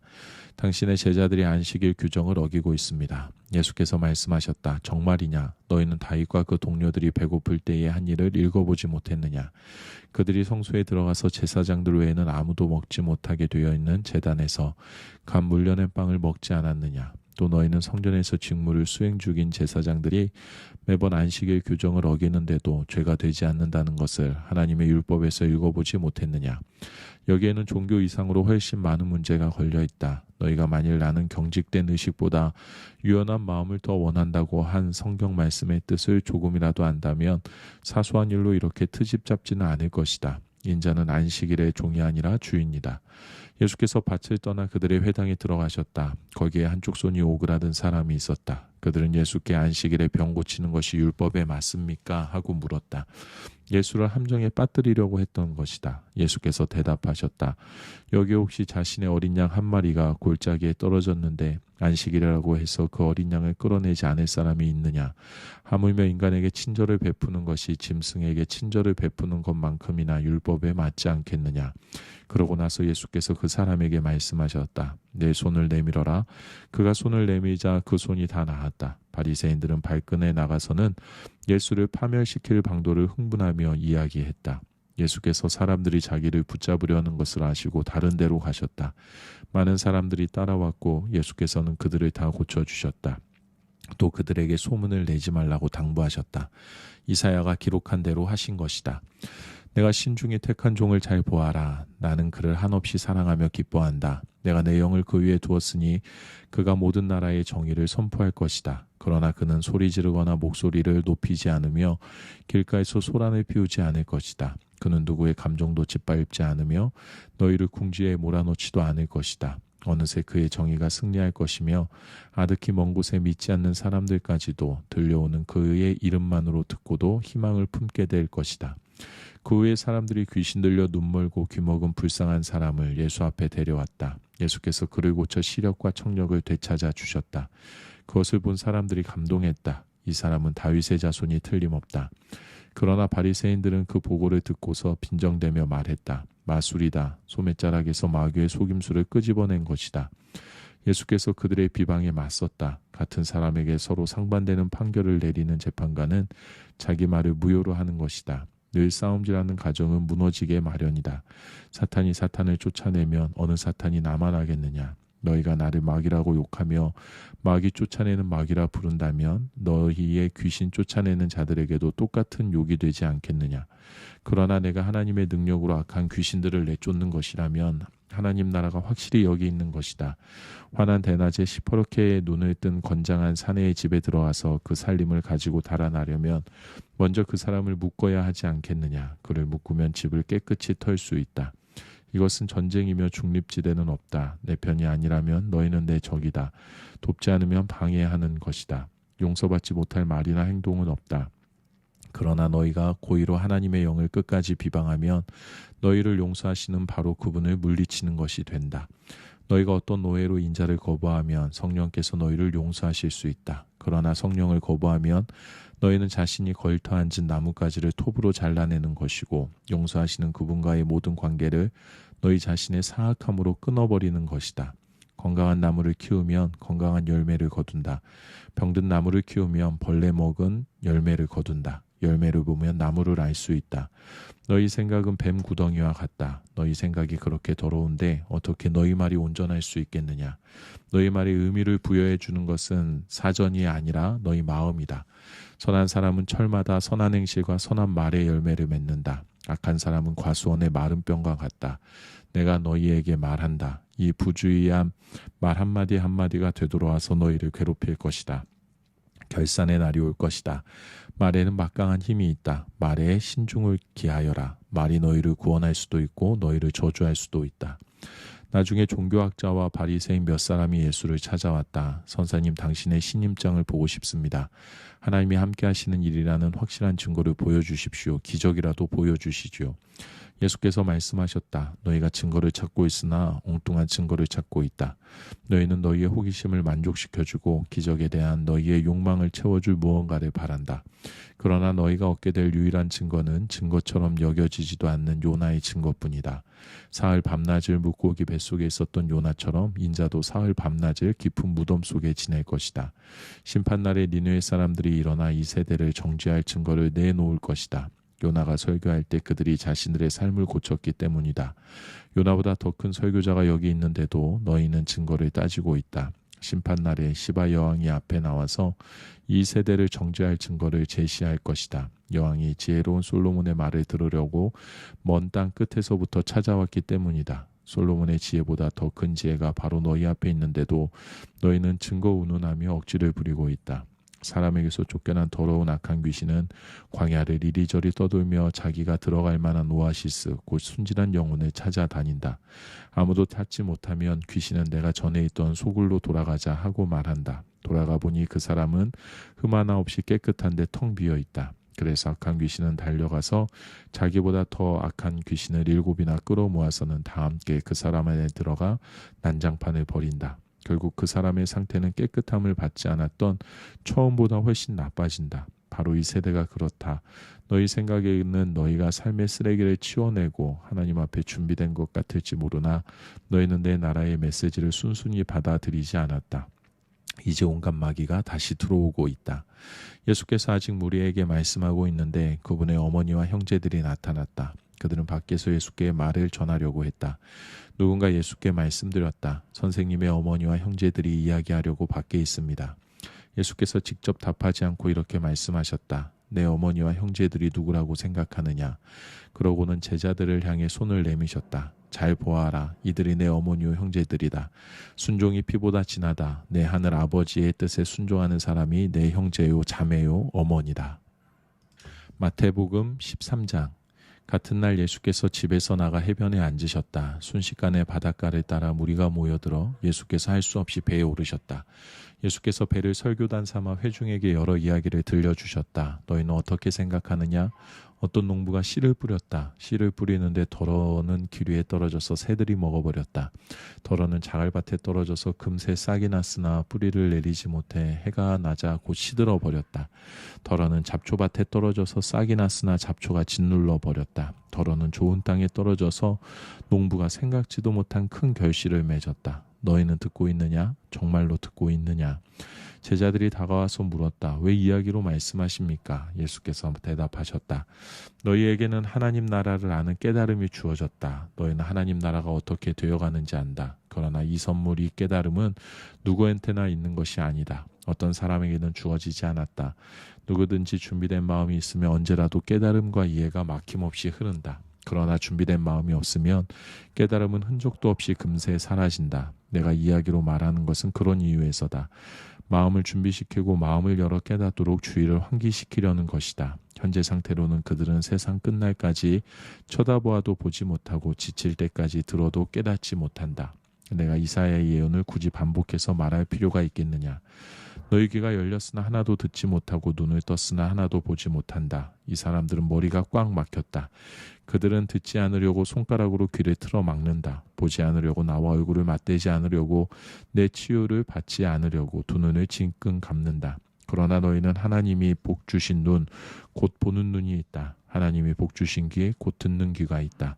예언자와 겸손하게 믿는 이들을 비롯해 많은 사람들이 너희가 지금 보는 것을 보고 너희가 지금 듣는 것을 들을 수만 있었다면 그 무엇도 마다하지 않았을 텐데 그럴 기회가 없었다. 농부가 씨를 뿌리는 이야기에서 배워라. 누구든지 천국 소식을 듣고도 받아들이지 않으면 마음에 뿌려졌으나 겉에 그대로 남아있는 그 들은 것을 악한 자가 와서 낚아채 간다. 이것이 농부가 귀리에 뿌린 씨다. 자갈밭에 떨어진 씨는 듣는 즉시 뜨겁게 반응하는 사람이다. 하지만 성품의 토양이 없다 보니 감정이 식거나 어려움이 닥치면 아무 쓸모가 없게 되고 만다. 잡초밭에 떨어진 씨는 천국 소식을 듣기는 듣지만 세상 모든 것을 갖고 싶고 더 얻으려는 염려와 망상의 잡초 때문에 숨이 막혀서 아무 소득이 없는 사람이다. 좋은 땅에 떨어진 씨는 그 소식을 듣고 받아들여서 생각지도 못한 큰 결실을 맺는 사람이다. 예수께서 또 다른 이야기를 들려주셨다. 하나님 나라는 자기 밭에 좋은 씨를 심은 농부와 같다. 그날 밤 품꾼들이 자는 동안에 그의 원수가 밀밭 사이사이에 엉겅퀴를 뿌리고는 동트기 전에 자취를 감췄다. 푸른 싹이 처음 나고 나달이 연글려고 할 때에 엉겅퀴도 함께 나왔다. 일꾼들이 농부에게 와서 말했다. 주인님, 좋은 씨만 가려서 심지 않았습니까? 이 엉겅퀴는 어디서 왔습니까? 주인은 원수가 그랬구나 하고 대답했다. 일꾼들은 엉겅퀴를 뽑을까요? 하고 물었다. 주인이 말했다. 아니다. 엉겅퀴를 뽑다가 밀까지 뽑아버리겠다. 그냥 추수 때까지 같이 자라게 두어라. 그때 내가 추수하는 사람들에게 엉겅퀴는 뽑아 따로 묶어 불사르고 밀은 거두 곡간에 넣으라고 하겠다. 또 다른 이야기다.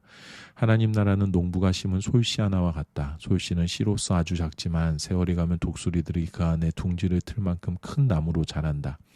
또 다른 이야기다. 하나님 나라는 여자가 보리빵 수십 개를 만들려고 반죽에 넣은 누룩과 같다. 기다리고 있으면 반죽이 부풀어 오른다. 그날 예수께서는 이야기만 하셨다. 오후 내내 이야기 시간이었다. 그분이 이야기로 말씀하신 것은 예언의 성취였다.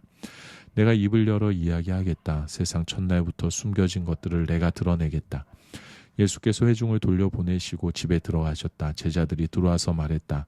밭의 엉겅퀴 이야기를 설명해 주십시오. 그래서 예수께서 설명해 주셨다. 좋은 씨를 뿌리는 농부는 인자다. 밭은 세상이고 좋은 씨는 천국 백성이다.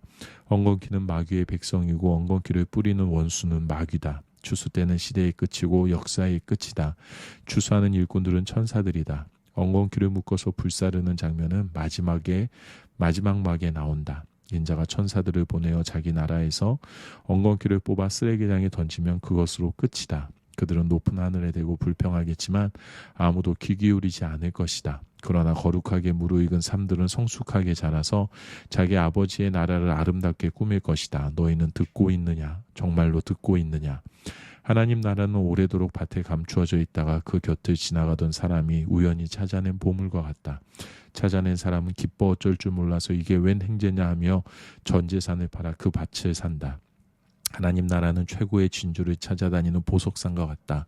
흠없는 진주를 만나면 그는 즉시 모든 것을 팔아 그 진주를 산다. 하나님 나라는 바다에 던져 온갖 물고기를 잡는 그물과 같다. 그물이 가득 차며 해변가로 끌어다가 좋은 물고기는 골라서 통에 담고 먹지 못할 것은 버린다. 역사에 막이 내릴 때도 그럴 것이다. 천사들이 와서 쓸모없는 물고기들은 출현해서 쓰레기통에 버릴 것이다. 엄청난 불평이 있겠지만 전혀 소용없을 것이다. 예수께서 물으셨다. 이제 이 모든 것을 알 것 같으냐? 그들은 예하고 대답했다. 예수께서 말씀하셨다. 너희가 보다시피 하나님 나라의 훈련을 잘 받은 학생은 마치 편의점 주인과 같다. 무엇이든 필요한 것이면 신상품이든 재고든 꼭 필요한 때에 척척 찾아낸다. 이야기를 마치시고 예수께서 그곳을 떠나 고향으로 돌아가셔서 그곳 회당에서 설교하셨다. 예수께서는 모든 사람의 감탄을 자아낼 정도로 대단하셨다. 사람들은 말했다. 이 사람이 이렇게 훌륭한 사람인지 미처 몰랐다. 어떻게 이런 지혜와 이런 능력을 갖게 되었을까? 그러나 한편으로 그들은 언제 그랬냐는 듯이 어느새 그분을 깎아내리고 있었다. 우리는 이 사람을 어려서부터 알았다. 그는 목수의 아들이다. 그의 어머니 마리아를 우리가 알고 그의 동생 야고보와 요셉과 시몬과 유다를 안다. 그의 누이들도 다 여기 살고 있다. 도대체 그는 자기가 누구라고 저러는 것인가? 그들은 아주 언짢게 생각했다. 그러나 예수께서는 예언자는 자기 고향과 가족에게 대단치 않게 여겨지는 법이다 라고 말씀하셨다. 그들의 적대감과 무관심 때문에 예수께서는 거기서 기적을 많이 행하지 않으셨다.